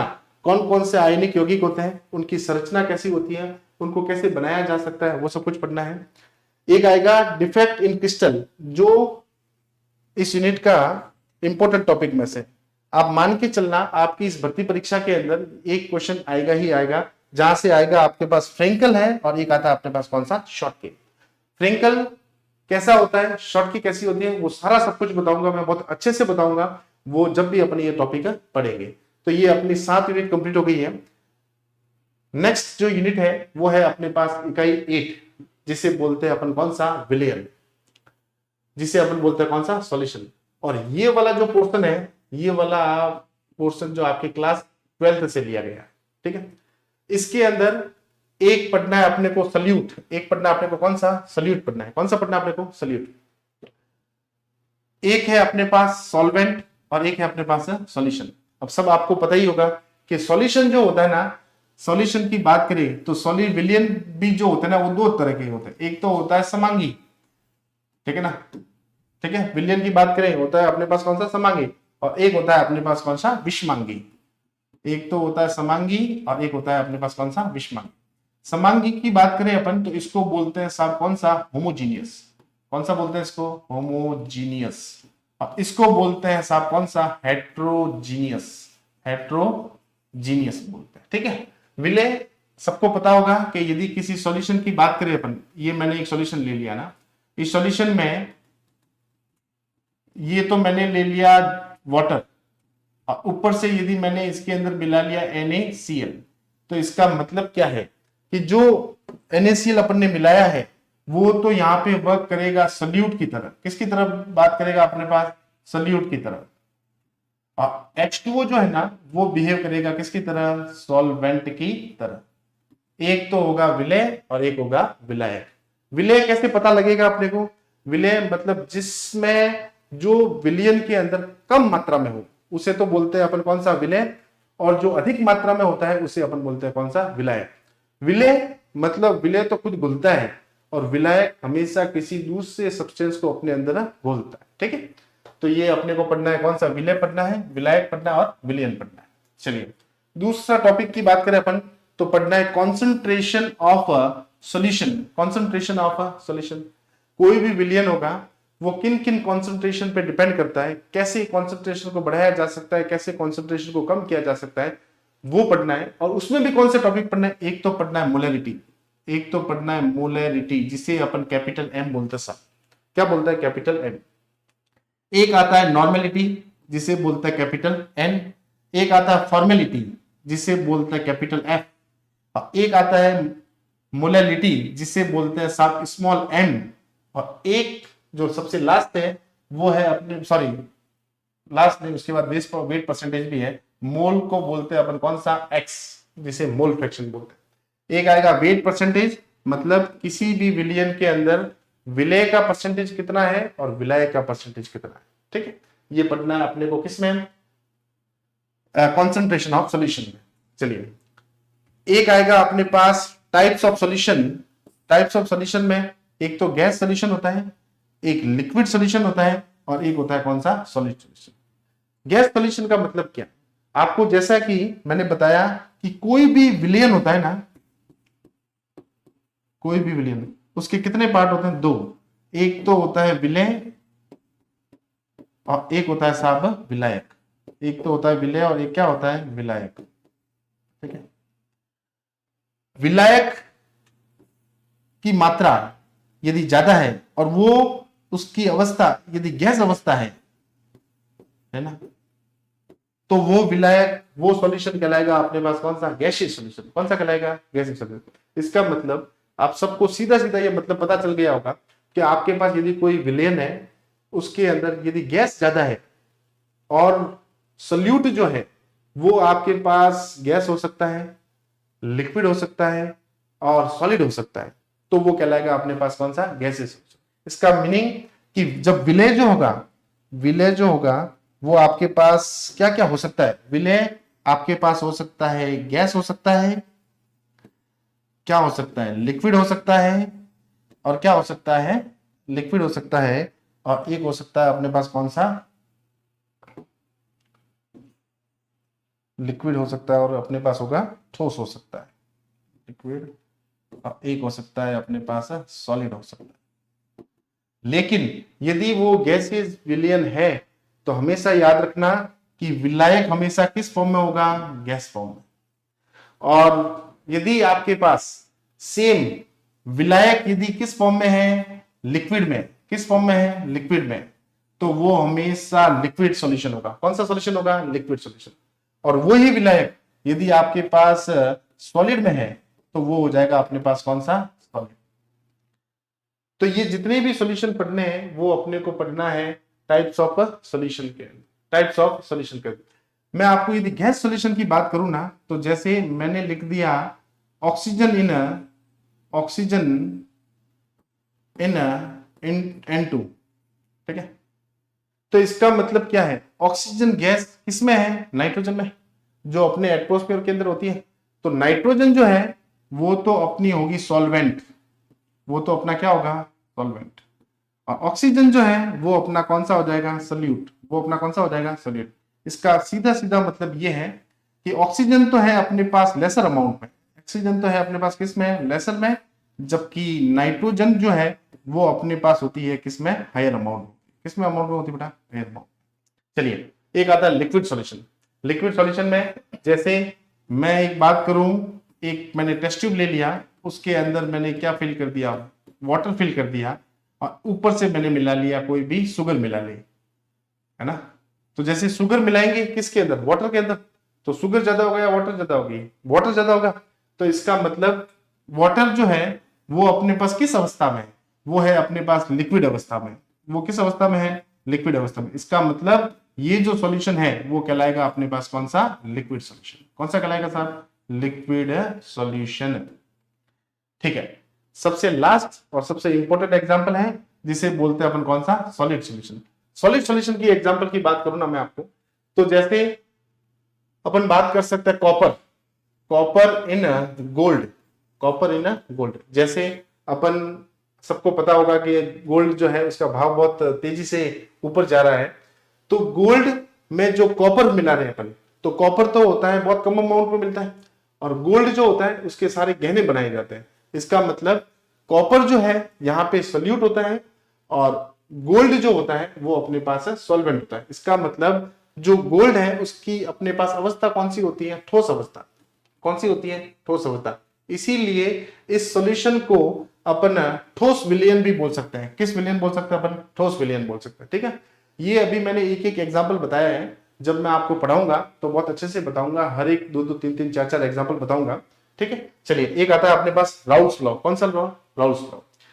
ठीक है ना। इसी के साथ साथ एक हेनरी लॉ भी आता है, लेकिन वो आपके सिलेबस में नहीं है, तो अपने को सिर्फ पढ़ना है, सटीक पढ़ना है और थोड़ा सा स्मार्ट स्टडी करना है, जिससे अपन इस भर्ती परीक्षा के अंदर एक सीट अपनी कंफर्म कर सके।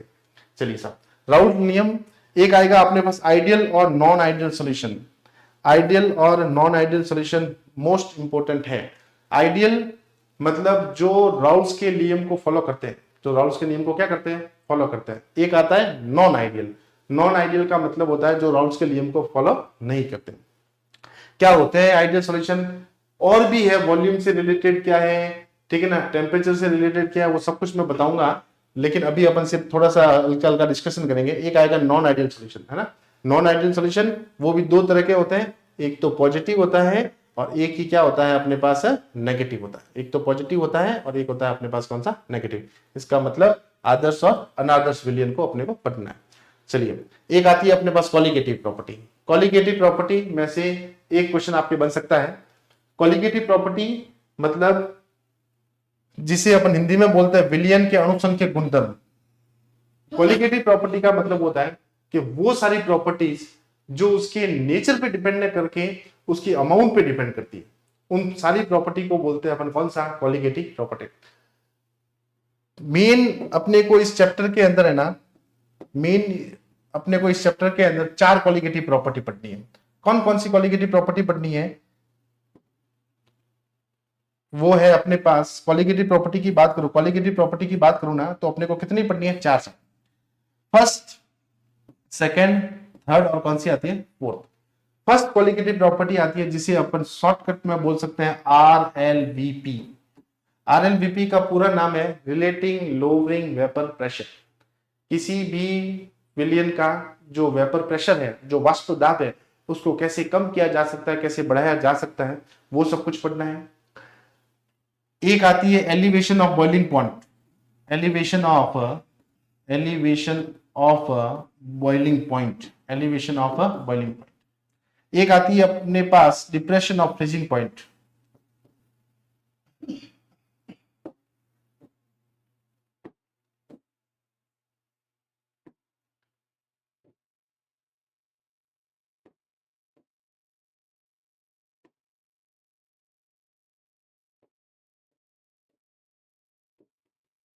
Depression of freezing point. एक आता है अपने पास ऑस्मोटिक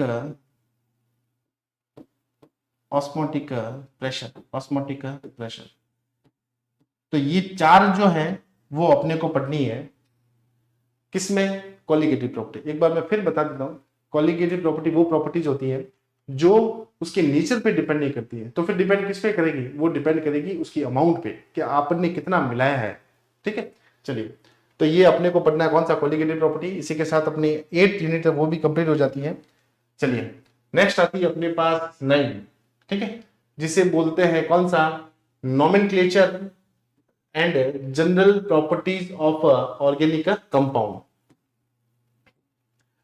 कार्बनिक यौगिकों का नामकरण व सामान्य गुणधर्म। जैसे मैं केमिस्ट्री की बात करूं तो आपको पता हो जाना चाहिए कि नामकरण जो है वो सबसे इंपॉर्टेंट टॉपिक होता है। ठीक है, इसमें क्या पढ़ना है? फर्स्ट वो आता है अपने पास IUPAC नोमेनक्लेचर। IUPAC की फुल फॉर्म पता ही होगी आपको, international union of pure and applied chemistry. मतलब इसके अंदर अपने को पूरी IUPAC पढ़नी है। ठीक है, चलिए, सेकंड आता है अपने पास types of reaction. Types of reaction की बात करें अपन तो एक आएगा अपने पास सब्स्टिट्यूशन रिएक्शन। कौन सी आएगी? Substitution reaction.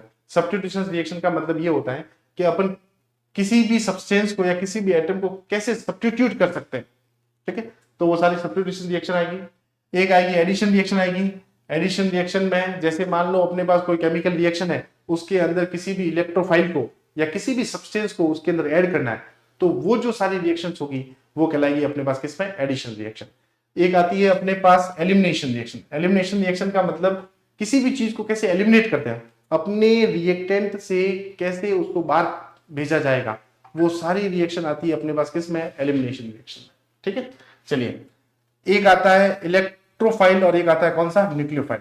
इलेक्ट्रोफाइल की मैं यदि बात करूं ना, जिसे अपन हिंदी में बोलते हैं इलेक्ट्रॉन स्नेही। क्या बोलते हैं इसको? इलेक्ट्रॉन स्नेही। और एक आता है अपने पास न्यूक्लियोफाइल, जिसे बोलते हैं अपन कौन सा? नाभिक स्नेही। इलेक्ट्रॉन इलेक्ट्रोफिलिक की बात करूं तो इसके ऊपर हमेशा आपको प्लस चार्ज देखने को मिलता है। प्लस चार्ज का क्या मतलब है? प्लस चार्ज का मतलब यह है कि इसके पास न्यूक्लियस मतलब नाभिक तो है ज्यादा, लेकिन कमी किसकी है? वो कमी है इलेक्ट्रॉन की। अब इसके प्लस को यदि हटाना है तो अपने को जरूरत किसकी पड़ेगी? इलेक्ट्रॉन की जरूरत पड़ेगी। वैसा का वैसा जो न्यूक्लियोफाइल है, न्यूक्लियोफाइल में अपने पास Nu क्या होता है? माइनस होता है। Nu क्या होता है? माइनस होता है। इसका मतलब कि न्यूक्लियोफाइल में इलेक्ट्रॉन तो है ज्यादा, न्यूक्लियोफाइल में इलेक्ट्रॉन तो है ज्यादा, लेकिन कम क्या है? कम है प्रोटॉन। कम क्या है? प्रोटॉन। ये दोनों आपस में रिएक्शन करते हैं और एक कोई भी न्यूट्रल जो स्पीसीज है उसका निर्माण कर देते हैं। तो इसका मतलब आपको इलेक्ट्रोफाइल का यदि मैं कोई एग्जांपल बताऊं तो जैसे सपोज H+ है, ये एक इलेक्ट्रोफाइल का एग्जांपल है। न्यूक्लियोफाइल का एग्जांपल बताऊं तो जैसे OH- है, वो न्यूक्लियोफाइल का एग्जांपल है। ठीक है, तो इसका मतलब जो जो स्पीसीज प्लस चार्ज को कंटेन करती है वो तो कहलाता है इलेक्ट्रोफाइल, और जो स्पीसीज माइनस चार्ज को करती है उसे बोलते हैं अपन कौन सा? न्यूक्लियोफाइल। चलिए, एक आता है अपने पास इंडक्टिव इफेक्ट। इंडक्टिव इफेक्ट में से क्वेश्चन 100% आपके छपने ही वाला है। इंडक्टिव इफेक्ट की बात करूं तो एक तो इंडक्टिव इफेक्ट होता है ना, वो भी दो तरह के होते हैं। एक तो होता है plus I effect. Inductive effect की बात करें ना अपन तो एक तो होता है अपने पास आई इफेक्ट की बात करें ना तो आई इफेक्ट होता है दो। एक तो होता है प्लस आई इफेक्ट, एक होता है साहब कौन सा? Minus I effect. Plus I effect कहां यूज होता है और माइनस आई इफेक्ट कहां यूज होता है, वो सब कुछ अपने को पढ़ना है। जब मैं आपको ये बहुत डिटेल से पढ़ाऊंगा कि भाई कौन से इलेक्ट्रॉन विड्रॉइंग ग्रुप होते हैं, कौन से इलेक्ट्रॉन डोनेटिंग ग्रुप होते हैं, कब इलेक्ट्रॉन को डोनेट किया जा सकता है, कब इलेक्ट्रॉन को गेन किया जा सकता है, वो सब कुछ अपने को पढ़ना है कौन सा? इंडक्टिव इफेक्ट के अंदर। ठीक है, इसी के साथ साथ इसकी पैरेलली एक आता है इफेक्ट कौन सा? Electromagnetic effect. इलेक्ट्रोमैग्नेटिक इफेक्ट भी है ना, मैं आपको बताऊं तो ये भी डिपेंड करता है इलेक्ट्रॉन विड्रॉइंग ग्रुप पे। इलेक्ट्रॉन विड्रॉइंग ग्रुप,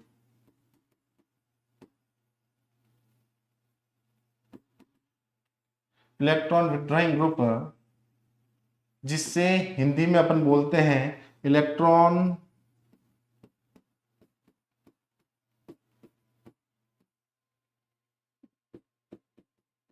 ग्राही, इलेक्ट्रॉन ग्राही की बात करें। इसी के साथ अपने पास आएगा एक इलेक्ट्रॉन विड्रॉइंग ग्रुप होगा, और इसी के साथ आएगा एक electron donating group. Electron donating group, donating group, electron donate, जिसे बोलते हैं इलेक्ट्रॉन दाता। इलेक्ट्रॉन दाता समूह, इलेक्ट्रॉन दाता समूह बोल सकते हैं। ठीक है साहब, कौन कौन से होते हैं, कैसे होते हैं, वो सब कुछ बताऊंगा मैं आपने को जब भी अपन डिटेल पढ़ेंगे। ठीक है, फिर उसके बाद में एक और टॉपिक इंपॉर्टेंट आ जाता है जिसे बोलते हैं रेजोनेंस इफेक्ट, है ना। रेजोनेंस इफेक्ट, कोई भी एटम या सॉरी कोई भी मॉलिक्यूल है वो कैसे रेजोनेंस करेगा, ठीक है ना, रेजोनेंस से क्या होता है, ठीक है, वो सब कुछ पढ़ना है अपने को रेजोनेंस में। एक आता है अपने पास हाइपर कॉन्जुगेशन, है ना। हाइपर कॉन्जुगेशन की बात करूं ना तो इसे अपन नो बॉन्ड रेजोनेंस भी बोल सकते हैं। कौन सा बोल सकते हैं इसको? No bond resonance.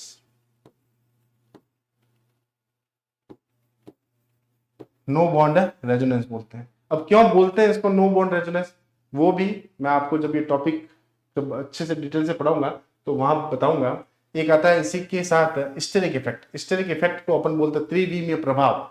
त्रिविमीय प्रभाव का मतलब ये होता है कि जैसे कोई भी मॉलिक्यूल है ना, उसको दो तीन तरीके से बहुत ज्यादा फोर्स लग रहा होता है, तब जब वो एक प्रभाव देता है, उसे जो प्रभाव इफेक्ट करता है उसे अपन बोलते हैं कौन सा? त्रिविमीय प्रभाव, और इंग्लिश में इसको बोलते हैं अपन कौन सा? Steric effect.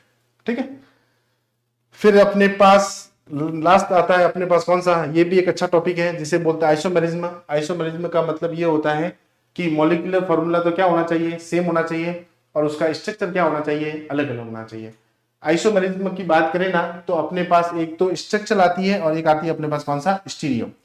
स्ट्रक्चर की बात करेंगे तो स्ट्रक्चर में अपने को, यदि मैं आइसोमर्स की बात करूं ना तो स्ट्रक्चर अपने को 4 प्रकार की होती है। मेन कितने प्रकार की होती है? 4। एक तो होती है चेन आइसोमर्स, जिसे बोलते हैं श्रृंखला, ठीक है। और एक आती है अपने पास चेन आइसोमर्स आती है, एक अपने पास आती है पोजीशन आइसोमर्स। कौन सी आती है? पोजीशन आइसोमर्स, ठीक है। एक आती है अपने पास functional group isomers, functional group isomers. और एक आती है अपने पास कौन सी? मेटामेरिज्म।